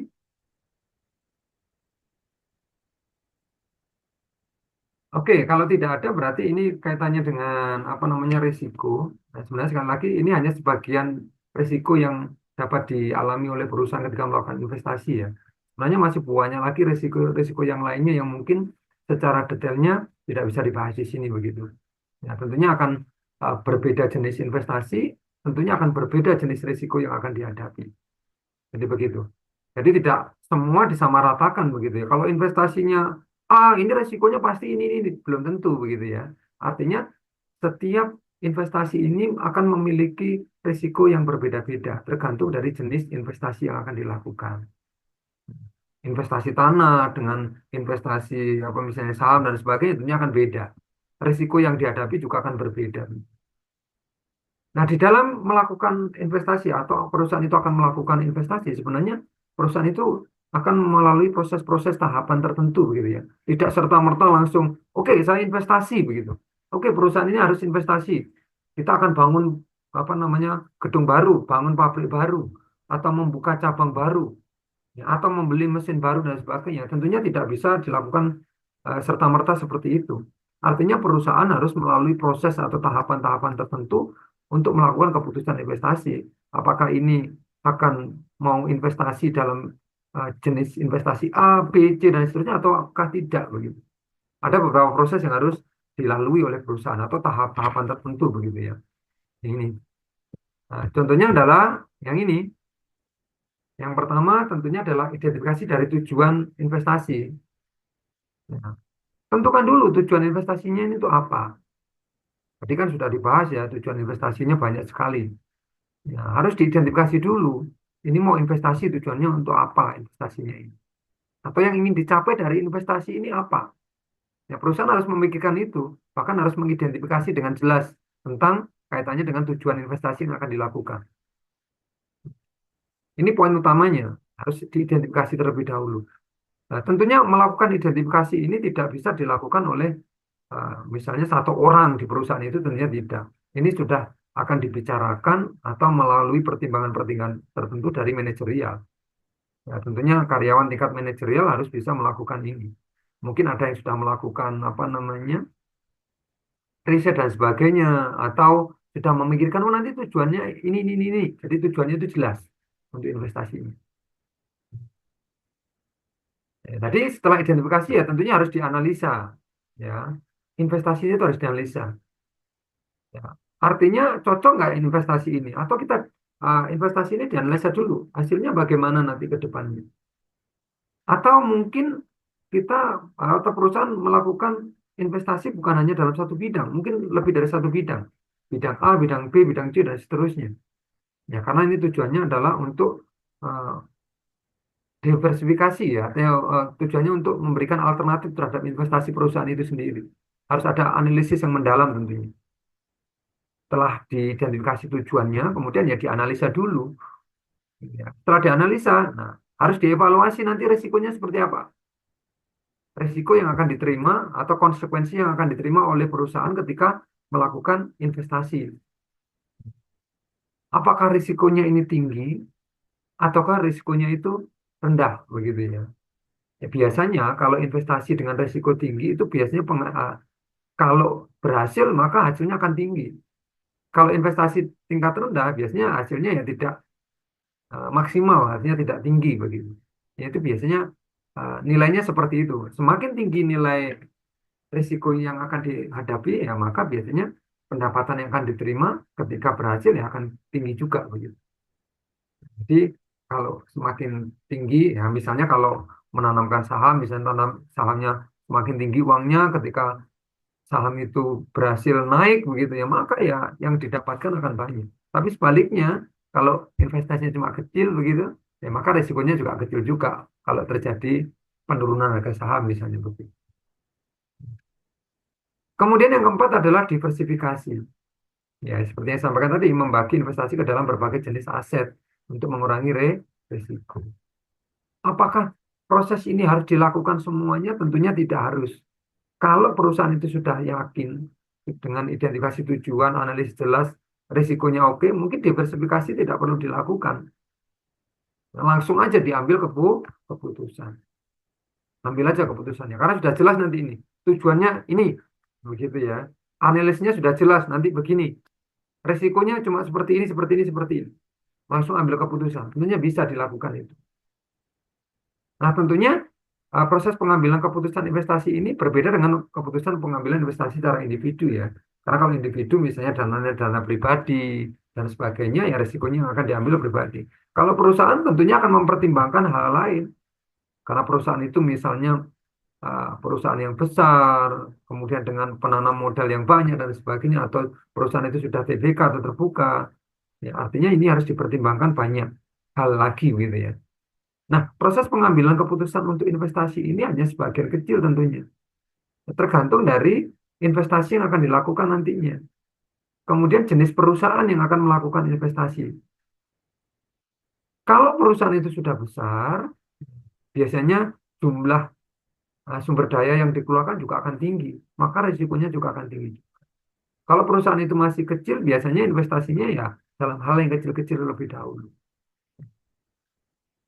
Ini proses, ini bukan prosen ya. Tolong dikoreksi nanti ini ya. Proses ya, bukan prosen. Seperti ini proses ya. Ini tidak ada ya. Jadi yang ini tidak ada, ini proses ya, pengambilan keputusan. Nah, setelah diambil keputusan, tentunya sebuah perusahaan itu kalau mau melakukan investasi ya harus ada teknik-teknik evaluasi. Ya, teknik-teknik evaluasinya bagaimana? Ya tentunya perusahaan harus melakukan evaluasi terhadap proyek atau investasi. Bahkan terkadang sebelum melakukan investasi, perusahaan itu harus tahu dulu ya tentang apa yang akan terjadi ya manakala investasi di perusahaan tersebut. Biasanya kalau mau melakukan investasi, misalnya mau melakukan investasi perusahaan baru atau mendirikan usaha baru, kira-kira nanti pendapatannya bagaimana dan sebagainya, tentunya ini perlu dievaluasi juga begitu sebelum melakukan investasi. Investasi apa namanya evaluasi bisa dilakukan di sebelumnya atau di setelahnya. Tapi biasanya dilakukan itu adalah di sebelum dan setelahnya. Tujuannya apa? Kalau sebelumnya sudah dievaluasi, oh ini ternyata kita mau invest ini sebelumnya perusahaan ini negatif begitu ya. Ada hal-hal yang tidak bagus di perusahaan ini ya mungkin tidak jadi dilakukan begitu. Nah, teknik-teknik evaluasi ya, proyek investasi ini salah satunya dengan memperhatikan yang namanya net present value (NPV). Ini sudah pernah Anda dapatkan ya di materi mungkin manajemen keuangan kalau nggak salah. Sudah pernah dapat ini net Bapak. present value gitu ya NPV ya. Saya yakin begitu di investasi portofolio juga ada ini. Ini. Nah, NPV ini yang perlu diperhatikan. Ini NPV ini merupakan selisih ya, antara nilai sekarang dari arus kas ya yang masuk dengan nilai arus kas yang keluar. Artinya jika nilai NPV ini, artinya selisihnya itu jika positif, ya proyek ini layak diterima karena memang menghasilkan keuntungan. Kalau ternyata negatif, ya sudah, proyek ini nggak perlu diterima atau nggak perlu dijalankan lagi. Ini kalau berkaitan dengan proyek. Nah, bagaimana penghitungannya? Sebenarnya penghitungan ini di materi yang lain begitu ya. Kalau Anda pernah apa namanya menerima materi manajemen keuangan dan sebagainya, itu ada perumusan untuk NPV ini begitu ya. Ya, semoga masih ingat ya bahwa NPV ini adalah selisih dari jumlah begitu ya kalau dirumuskan kalau nggak salah seperti ini. Ya, jumlah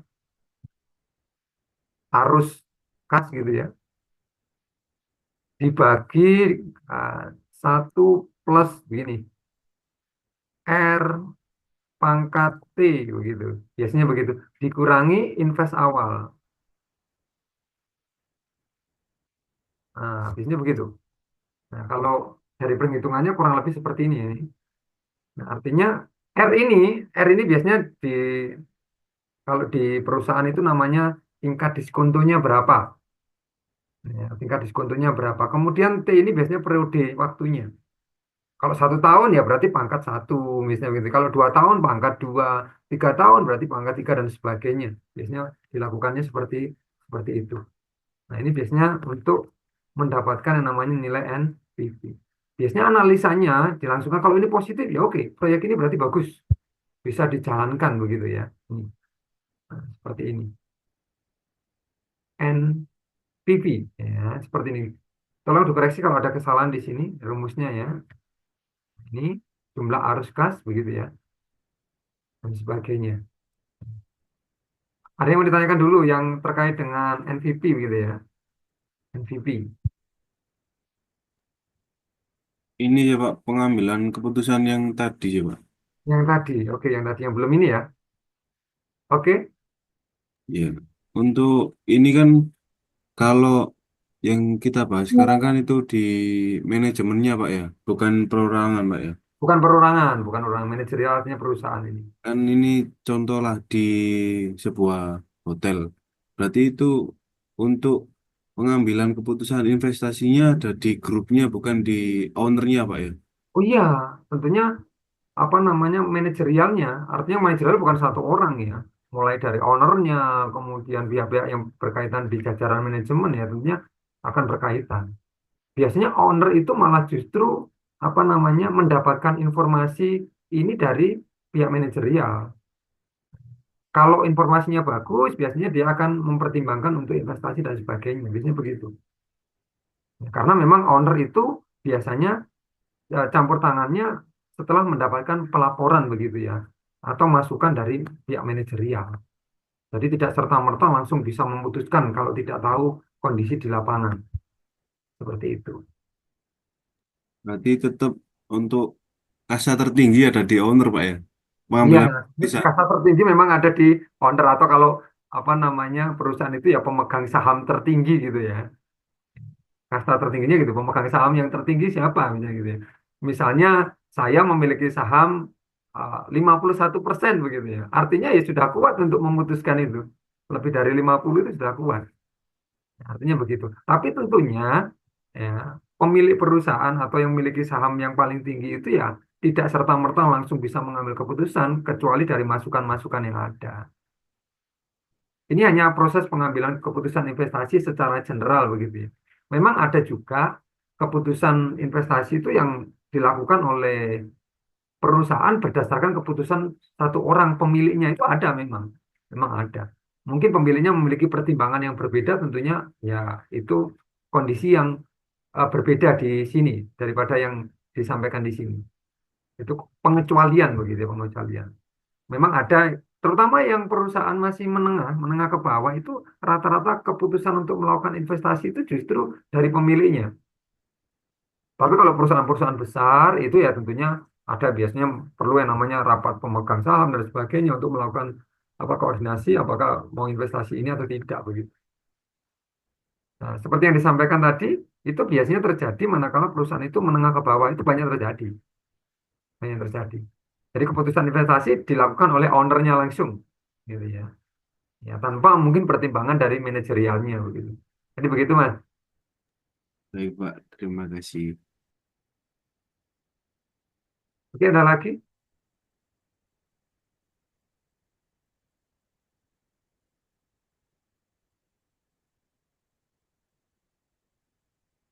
Ada ya. Mungkin yang lainnya. Nah, kalau tidak ada kita kembali ke sini begitu ya. Kembali ke sini tadi yang NPV gitu ya.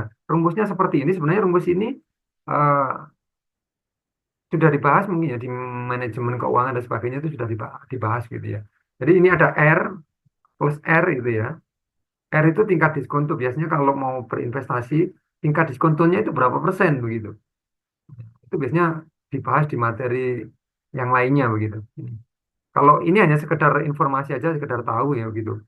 Nah, contohnya penghitungannya bagaimana ini kalau saya contohkan ya, saya contohkan ini, itu gimana ini? Oke. Di NPV tadi, saya taruh di sini saya. Nah, contoh begini misalnya,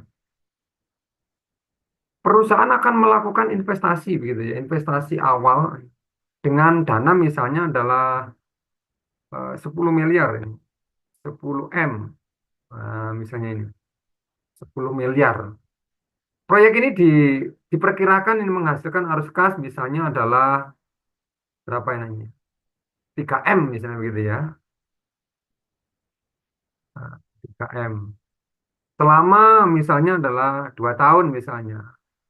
Selama 2 tahun. Misalnya tingkat diskontonya dianggap aja misalnya berapa ini? 10%. Nah, maka kalau ini dirumuskan dalam untuk pencarian net present value ini, nah, maka tinggal dimasukkan saja. Ya, artinya arus kasnya tadi dibagi begitu ya. Ini tahun berarti ini 2 tahun berarti ada 2 tahap yang harus dilalui. Atau mungkin saya gambarkan di sini aja ya. Sebentar, saya ini dulu. Saya stop share dulu ya. Saya stop share dulu. Saya mau buka note dulu.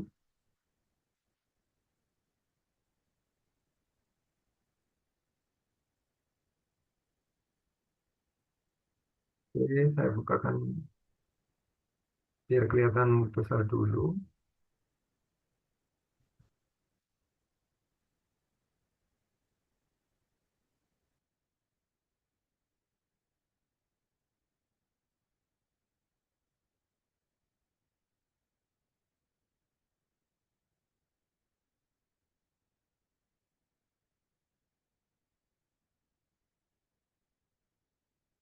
Oke, coba kembali.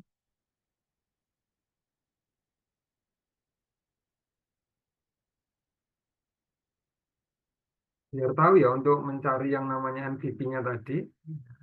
Mungkin teman-teman semuanya eh, sedikit lupa mungkin ya. Tadi apa namanya? Rumus yang saya sampaikan tadi ya, bahwa untuk mencari nilai NPV tadi misalnya ya perusahaan investasi awal misalnya tadi adalah 10 M gitu ya, 10 miliar begitu ya. Nah, kemudian diperkirakan akan menghasilkan arus kas masuk itu 3 M misalnya. Biar kelihatan besar ini ya 3 M. Nah, akan melakukan misalnya adalah selama berapa tahun? 5 tahun misalnya ya. Selama 5 tahun. Selama 5 tahun dengan harapan tingkat diskontonya itu adalah 10%. Maka untuk menghitung NPV-nya, untuk menghitung NPV yang bisa dihitung begitu ya, ini contohnya adalah tinggal dimasukkan saja. Nah, tinggal dimasukkan saja. Maaf, kenapa ini tadi ya? Berarti tinggal ini adalah 3. Di tahun pertama ini ya, di tahun pertama, misalnya 3 M tadi, begitu ya, berarti dibagi dengan yang pertama, tahun pertama itu 1 plus 10%, ya, tingkat diskontonya tadi R tadi ya, 10% pangkat. Nah, tadi namanya periodenya T-nya, ini karena tahun pertama berarti pangkatnya 1. Begitu. Maka nanti dapat ditemukan berapa, misalnya berapa rupiah. Nah, tahun kedua, maka tinggal dinaikkan aja. 3 miliar dibagi dengan 1 plus 10% pangkat. Nah, tahun kedua berarti di sini 2 periodenya. Nanti sama dengan dan seterusnya. Nah, karena di sini periodenya 5 tahun, maka yang dilakukan sampai di sini adalah sampai 5. Langkahnya sama persis dengan ini ya, tinggal di pangkatnya itu pangkat 1, pangkat 2, dan seterusnya. Nah, jika hal ini menghasilkan nilai yang positif, ya, nilai yang positif, maka nanti tentunya investasi ini bisa dilakukan dengan baik. Ya, ini menghitung arus kasnya ini. Ini untuk menghitung arus kasnya, arus kasnya. Ya kalau sudah berarti nilainya tadi, nilai dari totalnya tadi, jadi dijumlah semua. Oke, nanti ini dijumlah semua, begitu. Nah, nanti tinggal hasilnya untuk NPV-nya. Untuk NPV-nya, tinggal aja dikurangi tadi ya jumlahnya ini. Misalnya ini saya jumlahkan, misalnya adalah totalnya gitu ya. Berarti ini jumlah total. Berarti di sini adalah total dikurangi investasi awalnya tadi berapa? Investasi awalnya tadi 10 miliar. Nah, kalau ini hasilnya adalah positif atau baik, maka ya investasi ini bisa dilakukan. Itu untuk melakukan penghitungan NPV. Nah, jadi nanti kalau misalnya ada soal seperti ini, misalnya soalnya tapi biasanya untuk analisa aja, hasilnya sudah diketahui begitu ya. Hasilnya sudah diketahui, Anda cukup menganalisa begitu. Nah, kalau seperti ini harus melakukan hitung-hitungan memang ya. Kalau seperti ini memang harus melakukan hitungan. Jadi seperti itu. Ada yang mau ditanyakan? Terkait NPV dulu.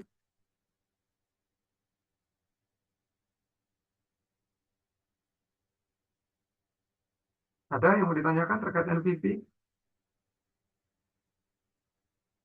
Nggak ada ya?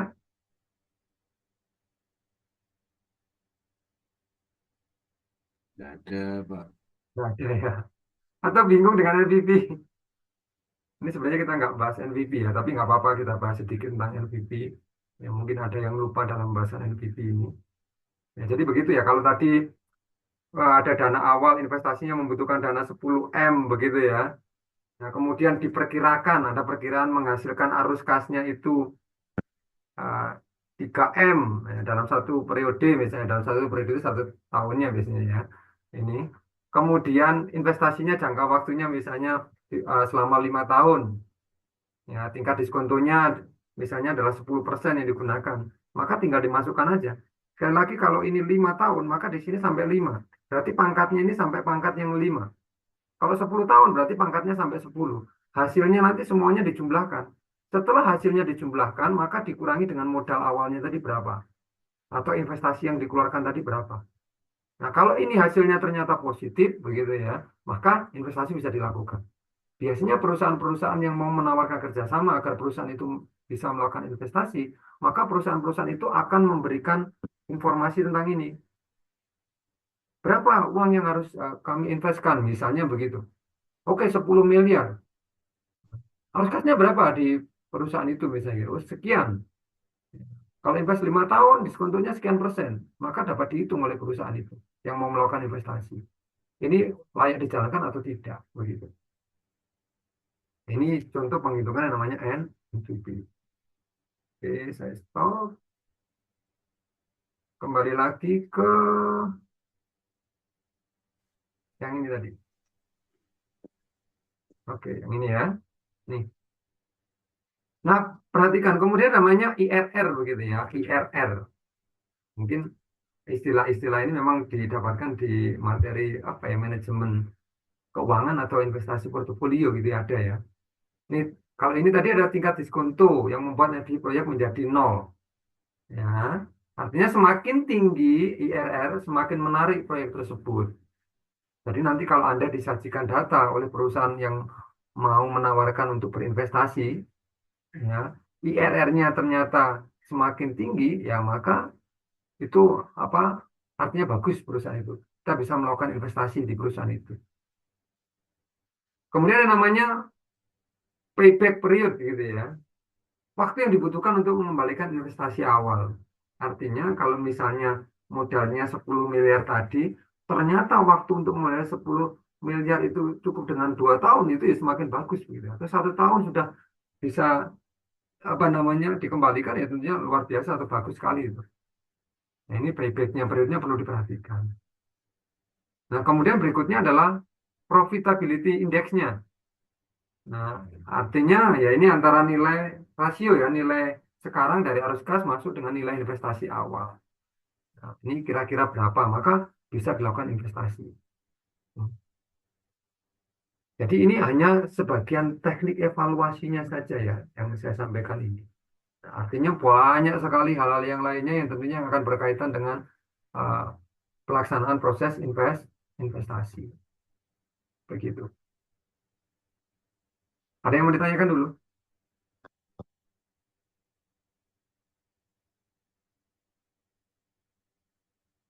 Ada question?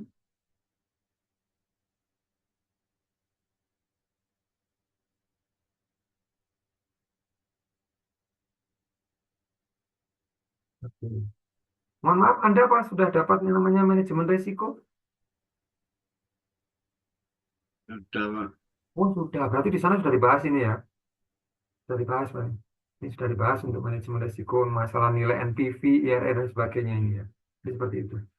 Nah, dari materi ini, dari materi apa namanya investasi dan uh, risiko ini, tentunya nanti diharapkan ya, rekan-rekan semuanya ketika nanti memiliki perusahaan sendiri atau mungkin menjadi bagian dari manajerial di suatu perusahaan, ya mampu memberikan masukan atau mempertimbangkan hal-hal kalau mau melakukan namanya investasi. Kadang memang kita tidak, ketika kita memiliki dana lebih gitu ya, atau perusahaan itu memiliki uang yang lebih, biasanya tidak terlalu berpikir panjang ketika ditawarkan dengan investasi-investasi baru yang memberikan gambaran keuntungan yang tinggi tentunya. Dari segi pribadi pun juga begitu gitu ya. Perusahaan juga akan melakukan hal yang sama. Tapi yang perlu di memang banyak hal ya terkait mau melakukan namanya investasi ini. Seperti yang saya sampaikan tadi hal yang ada di materi hari ini begitu. Pak, Ya, izin bertanya, Pak. boleh. Itu Pak, dalam evaluasi risiko proyek ya Pak, itu bagaimana menentukan bobot risiko yang tepat untuk berbagai variabelnya? Apakah ada model atau pendekatan Pak yang apa bisa direkomendasikan untuk hal ini gitu? Ini di yang ketiga ya berarti ya. Iya, Oke, di yang ketiga, sebentar ya. Proses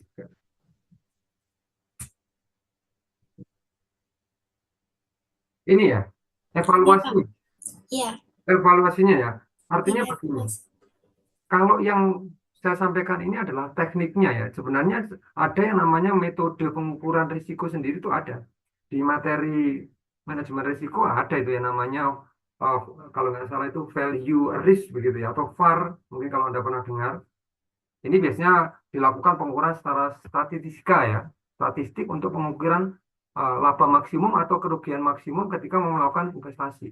Ini namanya value at risk atau biasanya dinamakan VAR. Ini metode salah satu metode yang bisa digunakan untuk apa namanya mengukur risiko. Jadi ada beberapa metode ya. Salah satunya contohnya VAR gitu ya, VAR biasanya value at risk. Kalau nggak salah begitu ya, value at risk.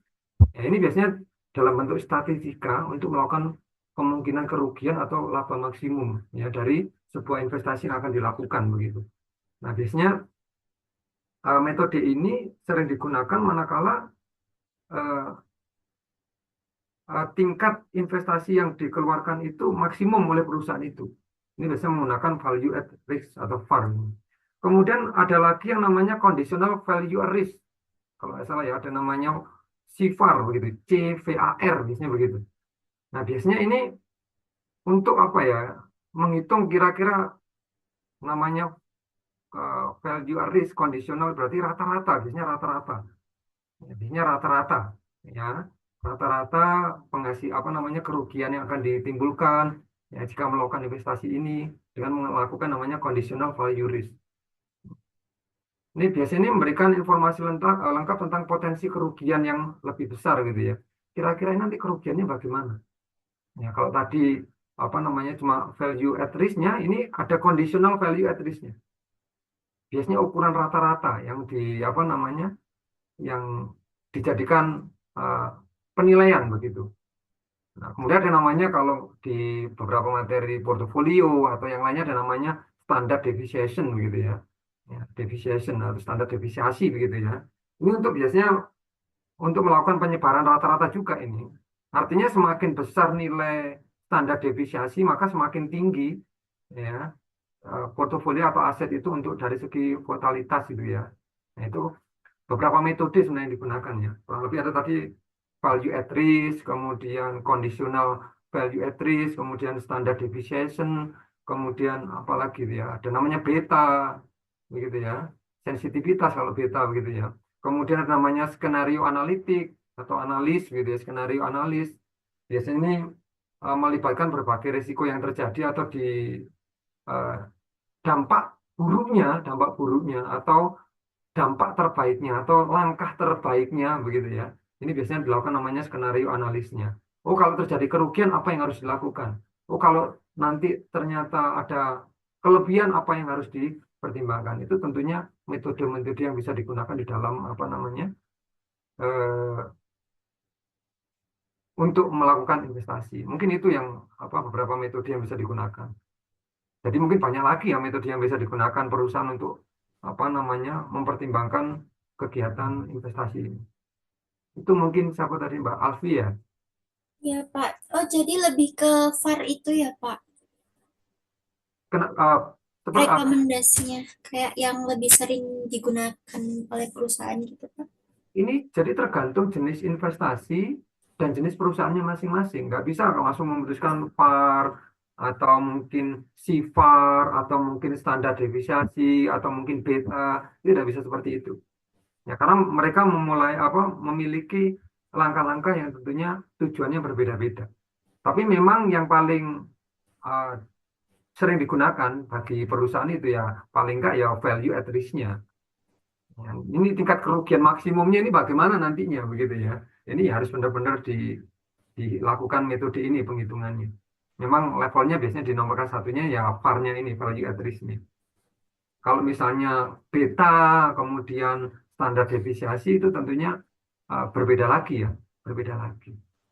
Bahkan yang resiko yang metode yang skenario analisis itu juga biasanya juga dilakukan oleh perusahaan karena untuk meminimalisir risiko yang akan diterima oleh perusahaan gitu. Nah, tentunya faktor-faktor sekali lagi ya faktor-faktor yang mempengaruhi ini eh, berbeda ya faktor-faktor yang mempengaruhi atau yang digunakan untuk metode ini. Ya, faktornya contohnya jenis asetnya apa? Ya, jenis asetnya apa, kemudian waktunya, risikonya, tujuannya apa ya tentunya ini akan berpengaruh terhadap metode yang akan digunakan. Jadi mungkin seperti itu, Mbak Alfi. Baik, Pak. Terima kasih. Tadi mungkin bisa dikoreksi kalau apa beberapa metode itu ada kesalahan gitu ya. Memang itu di beberapa materi seperti portofolio, manajemen risiko, manajemen keuangan sudah sering dibahas ya tentang apa namanya VAR, SIFAR, kemudian beta dan sebagainya. Nah, mungkin seperti itu. Ada lagi?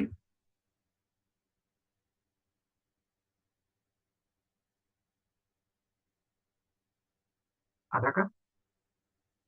Nah, nanti di salah satu soal ujian UASnya juga masuk ya materi hari ini ya.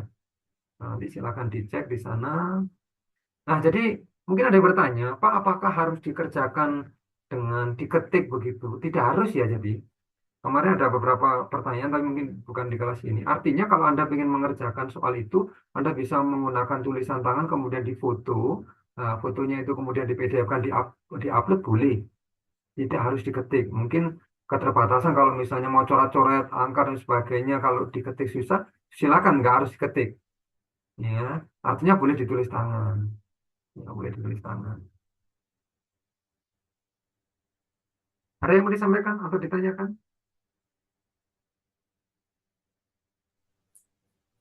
Itu sih, Pak. Kalau saya mau tanya tentang tugas kemarin itu, Pak. Apa Itu itu? yang belum mengumpulkan siapa ya, Pak? Tadi yang Mungkin saya sudah belum, Pak. tadi yang belum itu Mbak Esi kayaknya yang belum itu Mbak Esi tadi kan. Mbak Esi yang belum. Oh, Itu sudah masuk. Tadi sudah sempat saya share, mungkin ketinggalan ya Mbak Alfinya. Ya, Sempat saya share. Tinggal satu aja tadi Mbak, siapa namanya? Mbak Esi yang mungkin belum terupload atau bagaimana. Tadi sudah dikirim ulang seperti itu. Kalau Mbak Guna sepertinya sudah. Ini sudah. Ada yang mengirim dengan menggunakan akun email temennya mungkin ya. Yang penting saya sudah tahu namanya pengirimnya begitu aja. Ada lagi?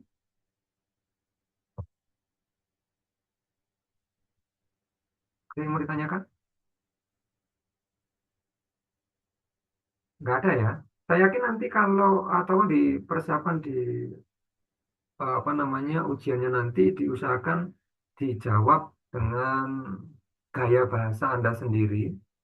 Ya, misalnya Pak kan memanfaatkan ChatGPT, kemudian Gemini dan sebagainya. ChatGPT, Gemini itu boleh dimanfaatkan sebaik mungkin begitu ya. Tapi tentunya bahasa yang digunakan di dalam pengerjaan itu ya gunakan bahasa Anda sendiri. Nah, kalau Pak ChatGPT, mungkin saya nanti bisa cek pakai ChatGPT Zero. Wah, ini adalah 80% ChatGPT dan sebagainya begitu. Kan malah nggak enak begitu ya. Artinya gunakan bahasa sendiri. Pak boleh memanfaatkan itu boleh. Tapi dalam implementasinya nanti ya itu sebagai acuan Anda di dalam mengerjakan soal-soal yang sudah saya berikan. Jadi seperti itu. Bisa dipahami nih ya. Oke, tadi kalau saya berbicara tentang apa namanya NPP, kemudian IRR, kemudian payback period, kemudian apa tadi PI gitu ya, ARR dan sebagainya. Tentunya ini sekali lagi eh, bisa digunakan di modelnya bagaimana, di proyeknya bagaimana. Contohnya ya, kalau NPV itu biasanya, kalau NPV ya, biasanya itu untuk proyek jangka panjang dan proyeknya itu yang sangat kompleks. Biasanya begitu. Jadi NPV ini biasanya untuk proyek-proyek yang jangka panjang. Ya, cocoknya untuk proyek-proyek jangka panjang dan proyek yang kompleks. Itu biasanya seperti itu kalau NPV ini. Kalau yang IRR, ya IRR itu biasanya cocok untuk ini membandingkan proyek dengan tingkat risiko yang berbeda-beda tentunya antara proyek satu dengan proyek yang lainnya. Biasanya begitu. Kalau yang payback ini ya, payback untuk apa namanya? Payback period ini biasanya proyek yang dalam jangka pendek ya. Artinya investasinya itu biar kembali dalam jangka waktu yang cepat. Biasanya begitu. Ini biasanya menggunakan yang payback period ini. Agar apa biasanya investasi dalam jangka waktu yang pendek sekali. Ya, memang tujuannya biar cepat kembali ya investasinya. Kalau yang PI ini biasanya untuk membandingkan juga ini proyek dengan investasi awal yang berbeda ini. Biasanya begitu. Ini yang PI. Nah, jadi teknik-teknik ini sekali lagi tergantung dari jenis-jenis investasinya, ya kemudian tadi ada jenis investasi berdasarkan jangka waktu dan sebagainya, tentunya akan berbeda penggunaannya. Tidak semuanya harus menggunakan NPV atau IRR dan sebagainya, ini berbeda-beda. Kira-kira menurut Anda, faktor lain yang perlu dipertimbangkan sebelum melakukan investasi atau perusahaan sebelum melakukan investasi apa aja? Contohnya, bisa nggak menggambarkan kira-kira? Ya, faktor lain yang harus dipertimbangkan untuk apa namanya yang akan melakukan investasi gitu ya. Selain menggunakan teknik-teknik ini ya, teknik evaluasi atau metode yang sedikit saya sampaikan tadi. Ada nggak yang punya gagasan atau ide faktor lain yang sekiranya dapat mempengaruhi yang namanya pertimbangan untuk melakukan investasi?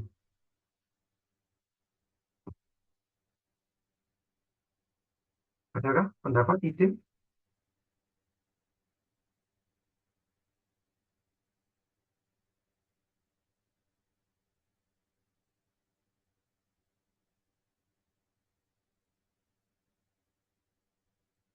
Nggak ada?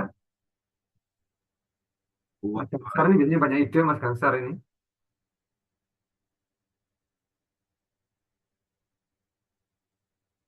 Ini Pak, budgeting Pak.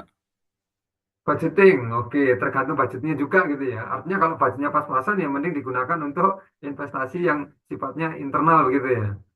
Betul, dipergunakan untuk ini operasional aja, Pak. Nasional karena memang budgetnya minimal. Kalau budgetnya sudah banyak baru melakukan itu. Itu salah satu juga yang perlu dipertimbangkan begitu ya. Tadi resiko ya resiko harus benar-benar dipertimbangkan resikonya tadi. Karena memang resiko ini ya terkait dengan sumber daya yang dimiliki nanti bagaimana resikonya ini. Oh ternyata setelah apa namanya beli mesin ternyata nggak dipakai. Wah, ini salah satu resiko juga ini. Atau misalnya adalah tingkat stabilitas ekonomi. Kalau di ekonomi makro tentunya stabilitas ekonomi ini akan berpengaruh terhadap investasi. Kalau suatu negara itu ekonominya tidak stabil, ya investor akan susah untuk melakukan namanya investasi. Nah, artinya faktor-faktor lain ini juga dapat menjadikan pertimbangan sebelum melakukan investasi tentunya. Ada yang mau disampaikan? Sekali lagi ya, pemilihan teknik evaluasi proyek ini ya, tentunya untuk melakukan investasi ini tentunya akan berbeda-beda ya. Ini tergantung dari sekali lagi karakteristik dari proyeknya itu sendiri, kemudian tujuan dari perusahaan, kemudian misalnya preferensi dari manajemen atau manajerial. Seperti yang tadi dikatakan kalau ownernya bagaimana? Kalau ada masukan dari manajerial dan sebagainya, ya itu perlu dipertimbangkan. Artinya teknik ini bisa salah satu yang digunakan atau bahkan lebih dari satu yang digunakan. Nah, kalau lebih dari satu yang digunakan ya otomatis ini tingkat risikonya akan semakin kecil. Artinya mempertimbangkan beberapa hal begitu. Ya, dengan beberapa teknik yang dilakukan.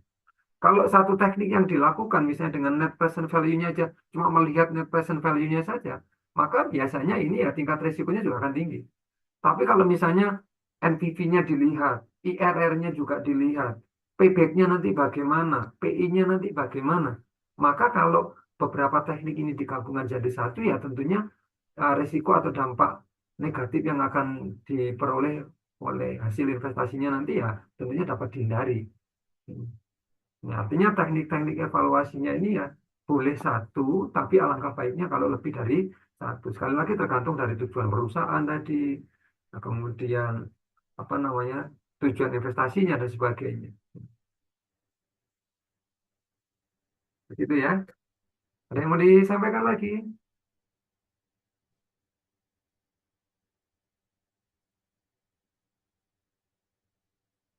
Mungkin kalau nanti di luar sana, di luar apa namanya, di luar sana Anda mendengar ada salah satu nanti namanya uh, simulasi apa ya, simulasi Monte Carlo begitu ya. Ada namanya simulasi Monte Carlo.